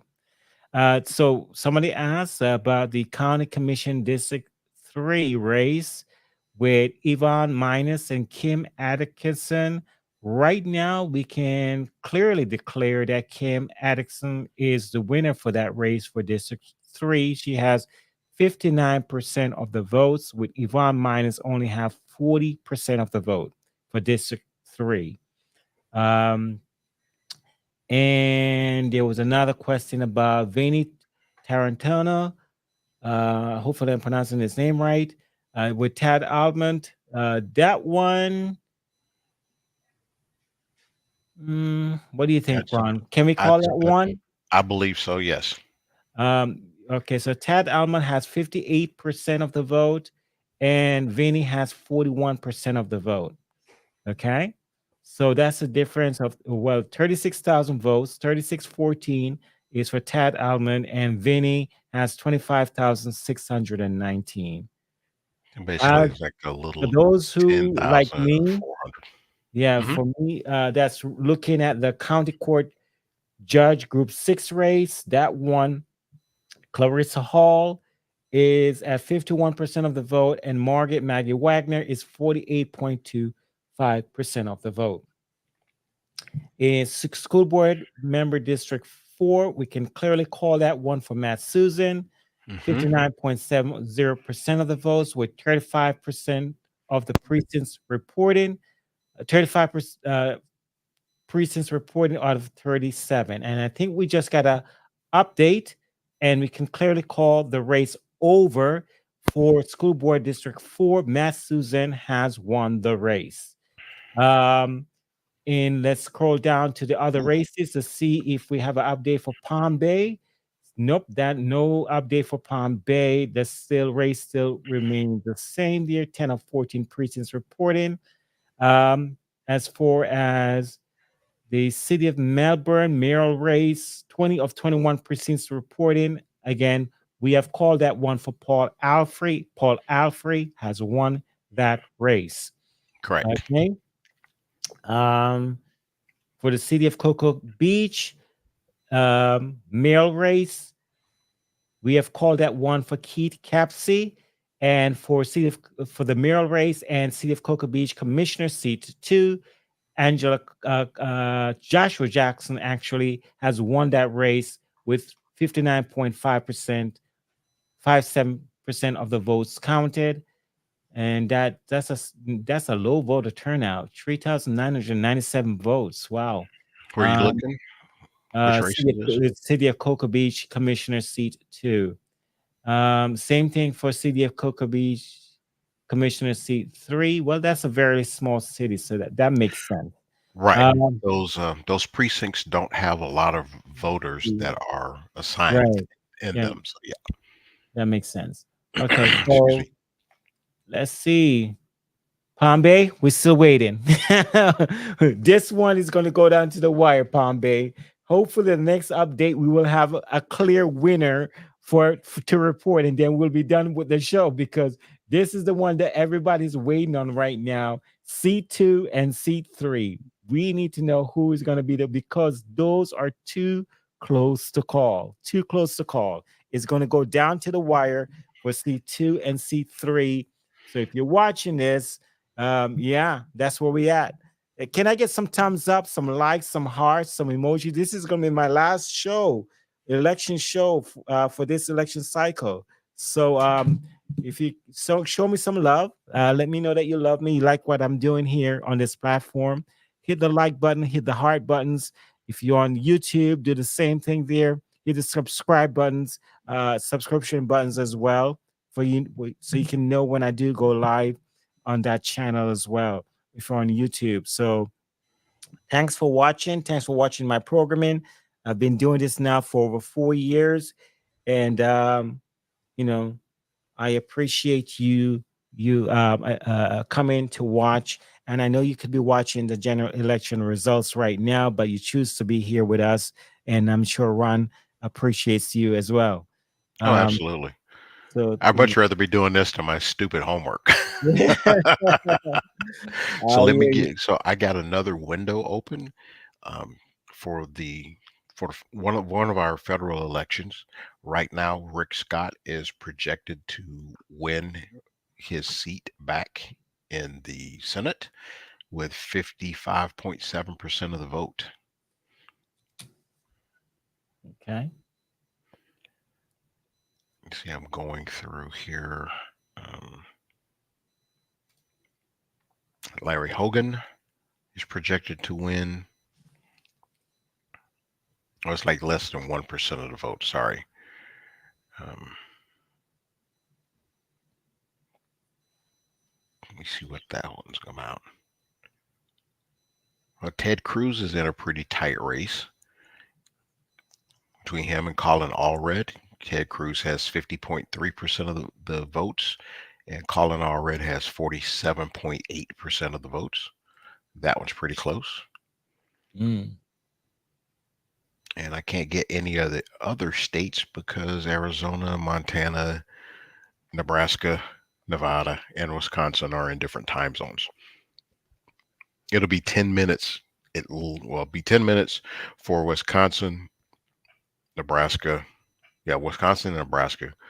Um, To and that's report. just right, just for the first results, just to start trickling in. Okay, got you.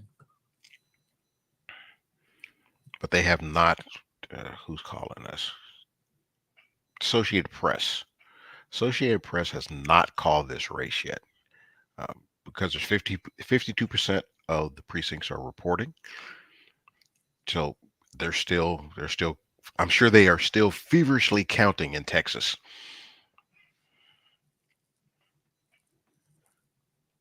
Yeah, we got a ways to go. It's gonna be Oh a man, long night. yes, It's gonna be a long night, long man. drawn Listen, out night. in Yeah, and I 2000, probably yeah. in 2000, I believe it was. I was I was watching the results between George W. Bush and Al Gore, and man, I was up to like 2 o'clock in the morning watching damn results. I was yelling and screaming like I was watching a football game. I have been an election nerd for quite a while. That's why I put it on our You right know, under. I think they're really, I think they know that we're doing this show tonight. I'm looking at all the other races. They're pretty much called, except for the Palm Bay City Council race. All the precincts have been reported for all the other ones for pretty much, except for the three races that really count for us. And that's what I'm noticing here. So Palm Bay races, we still have open precincts have not been reported. So four precincts have not been reported yet on this platform, and that's why we're still live on the air right now. And it's 10 minutes to 9. It's 10 minutes to 9. And the last time we did this show in 2020, this wasn't the case. By 8 o'clock, we knew who the winners were. Oh, you're doggone Um, right. we knew who the winners were, but this is cutting it down to the wire. 2020 by 9:30, man, we were in our pajamas getting comfy. Yeah, with popcorn, look, watching the national results coming in, and this one is wow. Yeah. So let me So take just a hot minute here, right? yeah, Um, with respect to the candidates that we have called and the results, or I should say, for the elections that are still in progress. First off, congratulations to the candidates that have already won. yep, Whether or not if they were my chosen candidates or anyone else's chosen candidates, let's remember that their success is our success. mhm, And for the candidates that were not victorious tonight, again, huge thank you. Running a campaign, being a candidate, it's a lot of work. Being able to put a team together and being able to file your campaign finance, schedule events, try to run polls, get talking points, do your research. That's a lot. You literally have to put your life on hold for the duration of a campaign. So again, I want to express my appreciation for the fact that you give me and Kevin something else to talk about on air, but the the people that have won, again, their success is our success, and hopefully we can keep that spirit going forward. And if we have disagreements with them, just remember, and I'll be a little bit unconventional. Just remember that we voted them in, we can vote them out. And that is where, as a community and as a city, that's where our power truly lies. And we want to keep our best interests at heart. And sometimes our elected officials, they lose their way.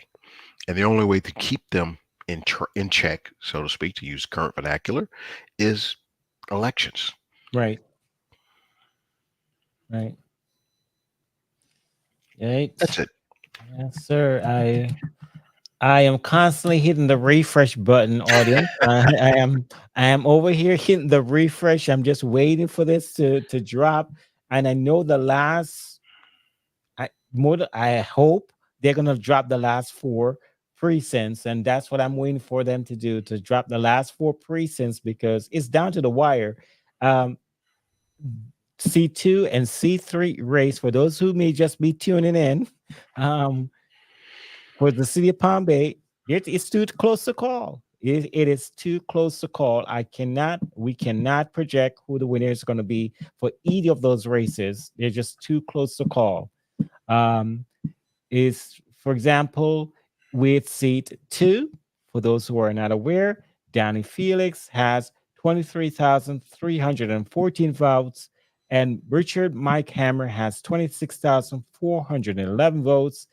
For seat 3, Alfie Agari has 24,026 votes, and Chandler Levine has 24,815 votes. If you notice the difference. 789 votes for seat 3. Yep. That is way too close to call. Way too close. I mean, this anything can give. Anything can happen with those four remaining precincts that needs to be reported.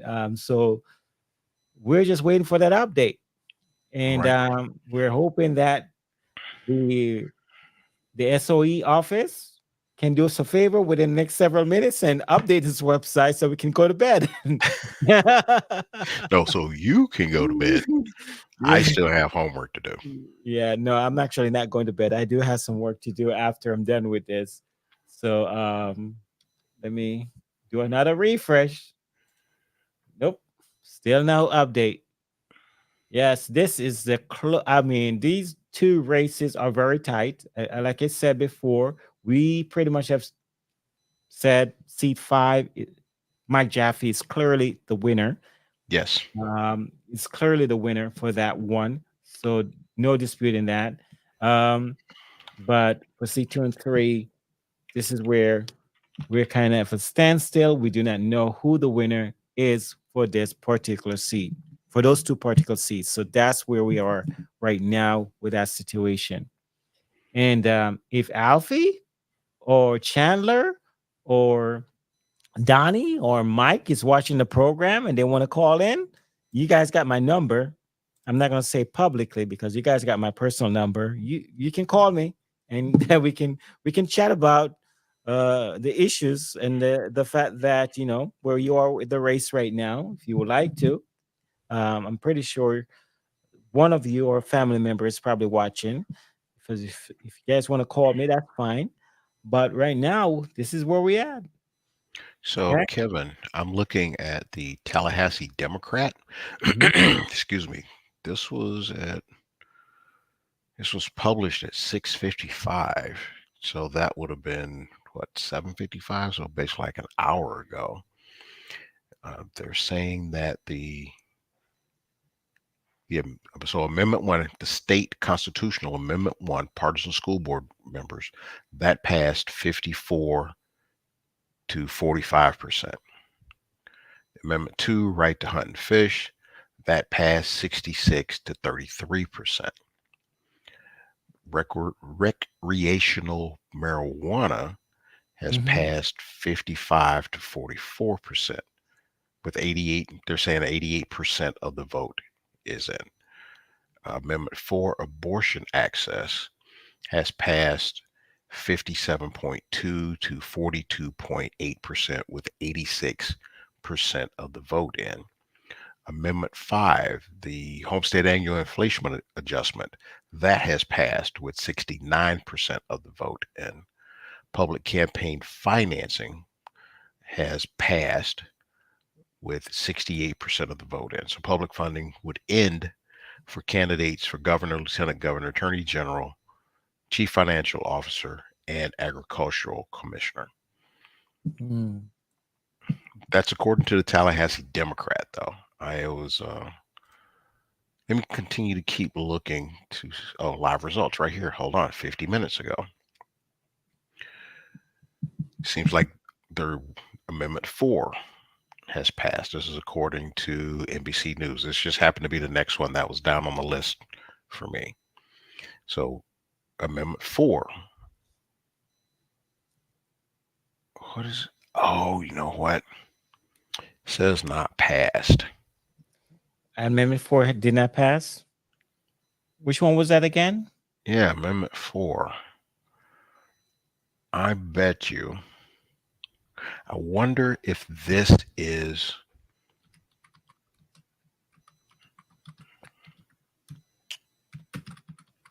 It says not passed. It says both of them not passed, according to NBC News. So now I'm curious. I gotta look and see. I wonder if you got to get 60% of the vote in order to pass the constitutional amendment in Florida.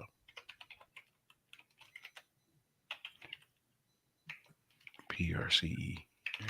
Of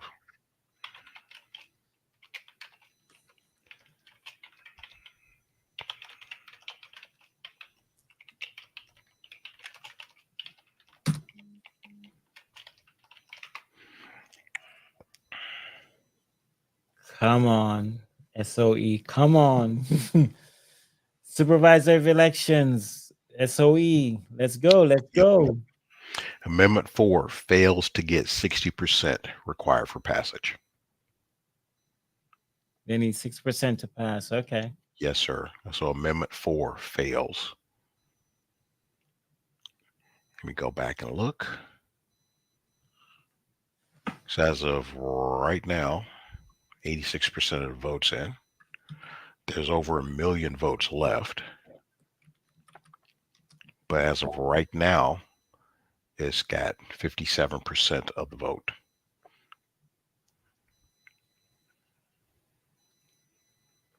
And the vote tally is done. No, there's still 1.7 million votes remaining. Okay.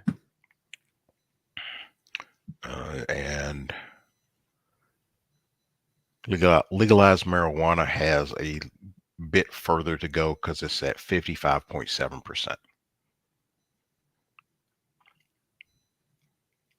So to clarify, there's still 1.7 million votes left to count for Amendment 4, the right to abortion. It's at 57%. I'm trying to do the math right quick in my head.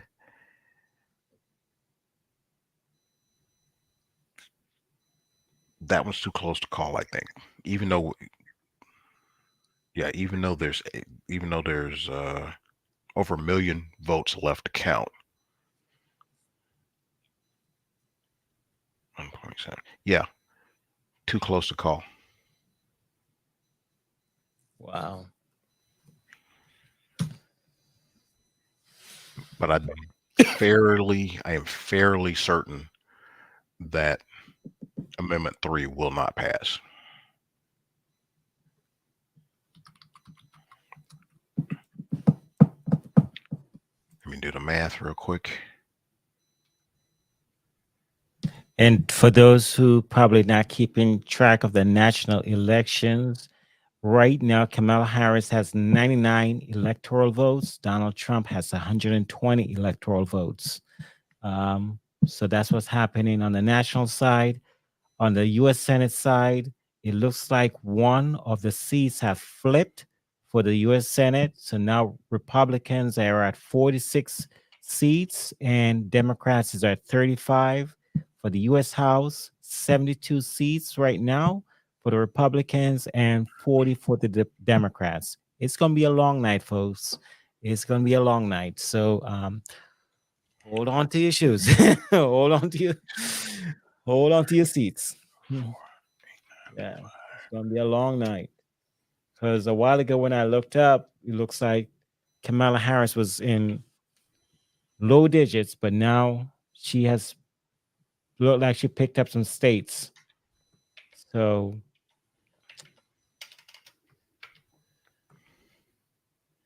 and we're still waiting for seat 2 and seat 3. And I'm praying to God the count is still happening. I'm praying that they didn't stop counting. Nope, not gonna happen. Huh? No, I'm looking at the Amendment 3. Amendment 3 is not gonna happen. Amendment 3 is what again, Ron? Amendment 3 is legalizing marijuana for adults 21 years old and older. So you don't think that one is gonna pass? No. So if we are, so here's how the math works.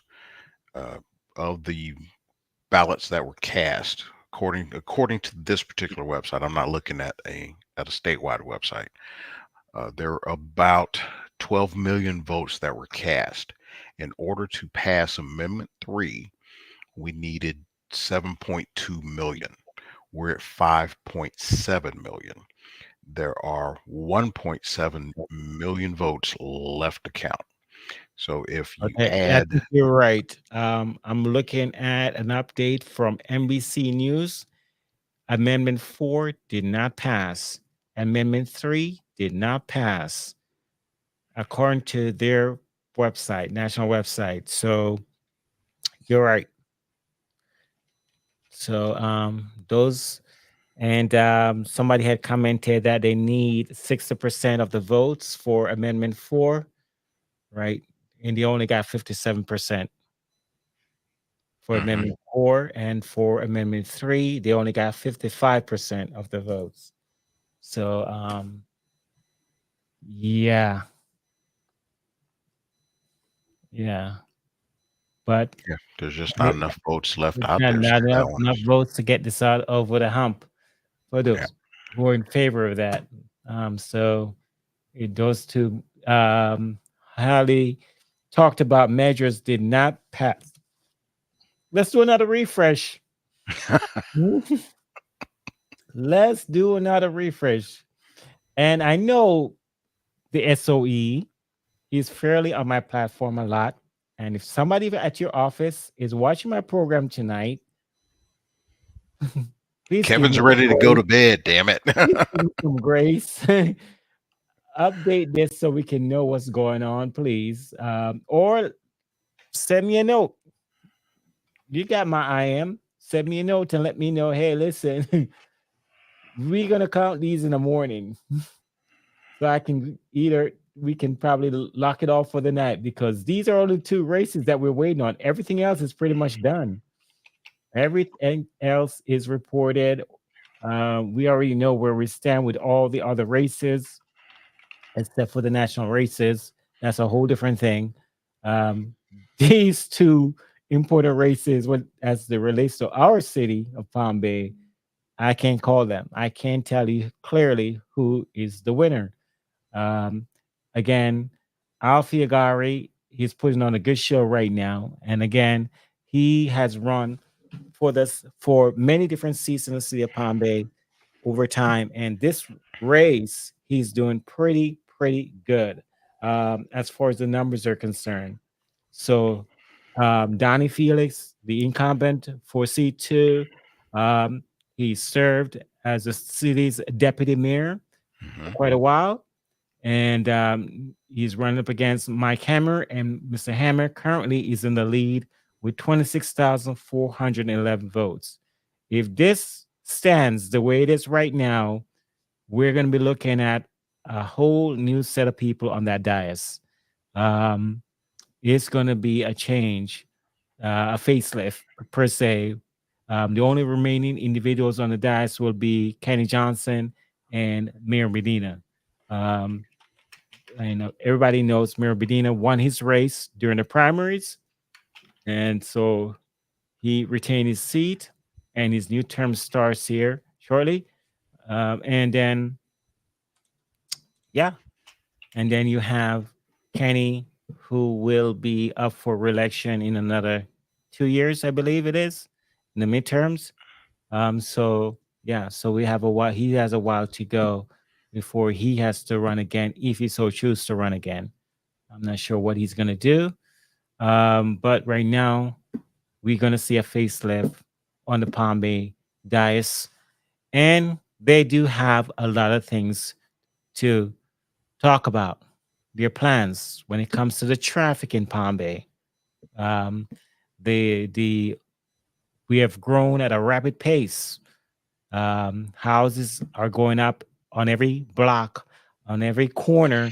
Um, we are, I mean, when I moved to Palm Bay, I think we were in the 90,000s ranges, somewhere around there. We are now at 140,000 people in Mhm. the city of Palm Bay. So we are the fastest growing city right now. And,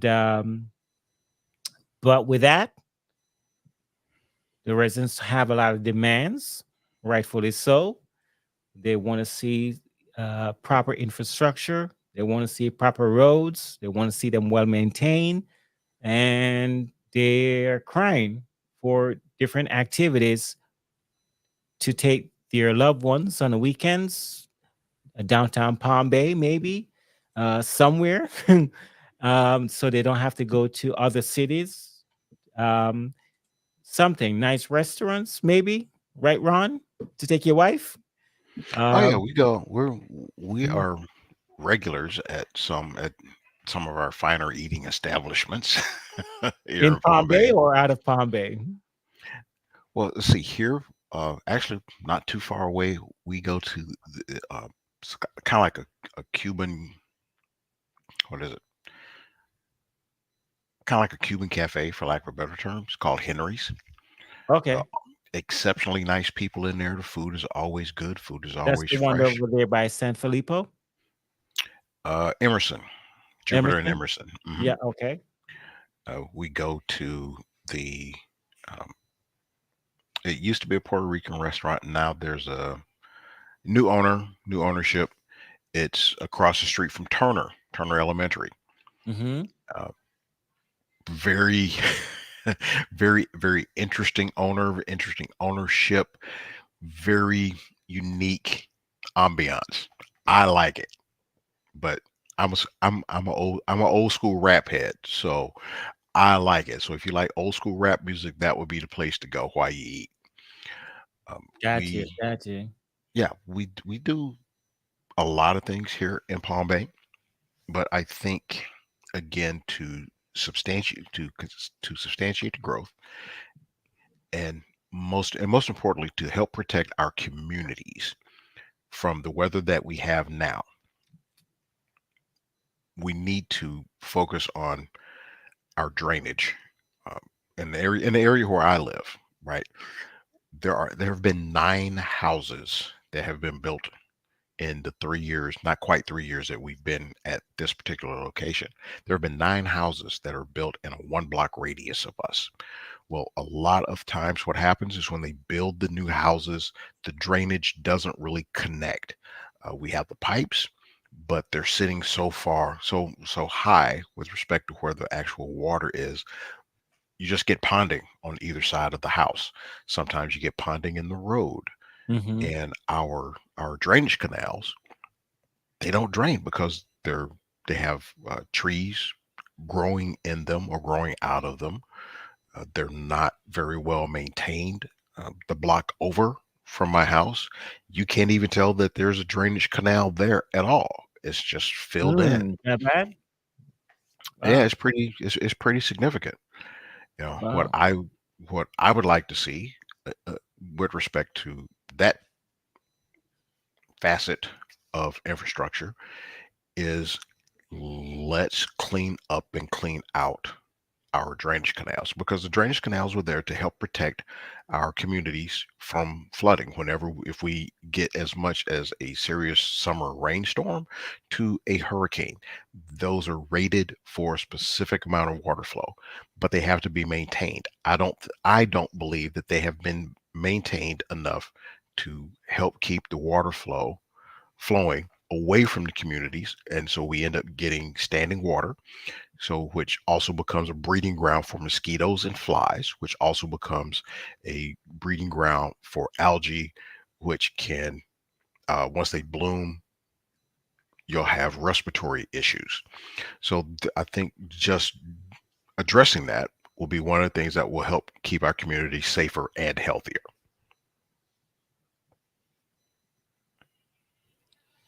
I'm beginning to wonder if we're going to get an update for the remaining 4 seats tonight. I don't see it Ke- happening. Kev, at this point, you wonder if we're ever going to get an update. Yeah, I don't see it happening. Yeah, it's we've been trying to prolong this for a while, Palm Bay, and those who are watching to see what's going to happen with these 4 precincts left to be reported. And right now, it doesn't look like it's happening. Um, so yeah, if anything, what will happen is I'll just publish something on my on the platform when it does happen. If we do get a clear cut winner, because I'm not gonna hang around for all night for this one. I think we know where we are right now. My camera is in the lead where C2 is concerned with 53.11% of the votes. Donnie Felix is at 46.89% of the votes.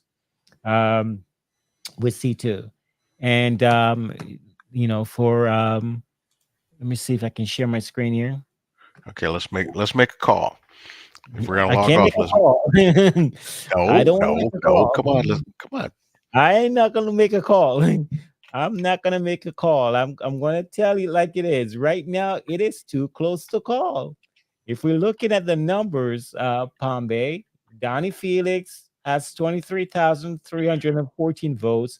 Richard Hammer has 26,411 votes.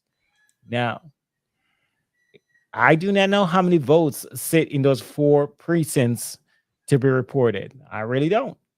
Um, and then most importantly, seat three, Alfie Agari, where that one is concerned, look at the differential. Alfie Agari has 24,026 votes, and Channel Levine got 24,815 votes. It's Right. just too close to call. So for seat two, we're looking at a difference of 3,097 votes. Yep. Whereas for seat three, it's 789 votes. Yep. So I'm gonna go out on a limb. You're All gonna go right. on the okay. Yeah, man. I'm not going to join you on that limb. I'm not going to join you on that limb. Yeah, man. I'm not going to join you on that limb. I can't make that. I can't join you. I have a feeling this is going to come down to the wire. Now, I have to do some research. I don't know if there's going to be an automatic recount, especially when it comes to seat three. If it's how that works. And if anybody knows, you can drop your thoughts in the comments. If you know how that process works because of how close that race is. Also C2, because C2 may also garner a recount. I don't know the processes. I really don't. So if somebody knows how that works, let me know in the comment. You drop your thoughts in the comments, and I will read it on the air. But right now, the way it's set up, I can't make a call. I really can't. These are So too here's close. what I can clearly make a call for seat 5, and I can tell you clear as day that Mike Jaffe has won seat 5. He is the winner for seat 5. I can clear. There's no way, no how for the other candidates in seat 5 to make up those numbers, to make up those differentials. It's impossible. It's next to be impossible because Mike Jaffe right now has 44.20% of the votes, which represents 21,665 votes. Okay, here we go. You ready? Go ahead. From the Florida Division of Elections. This is the recount procedure summary dated April 9th of 2024. A machine recount occurs when the margin is less than or equal to 0.05% total votes for office.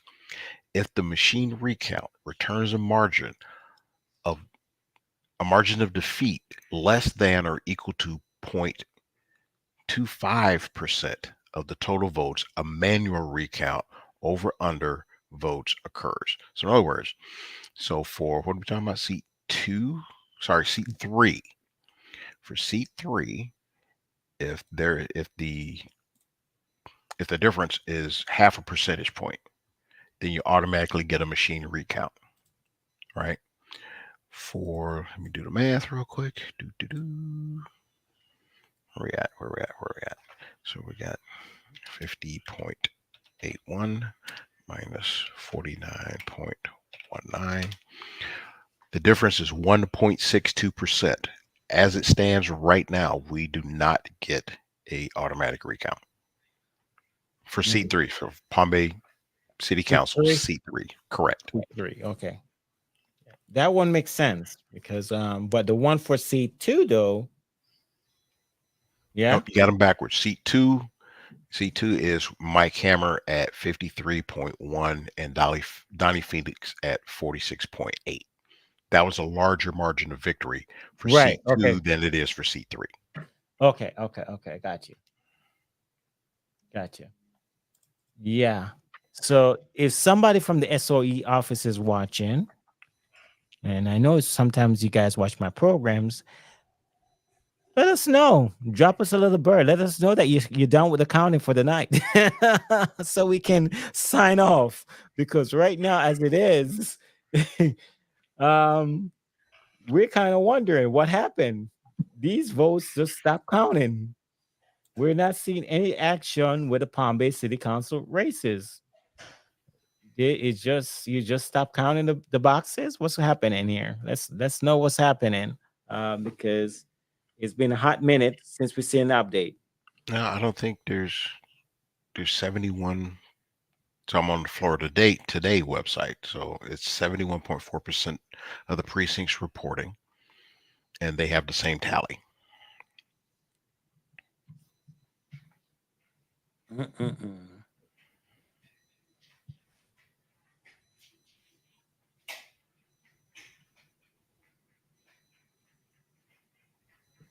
Yeah, that's where we're at. Yeah.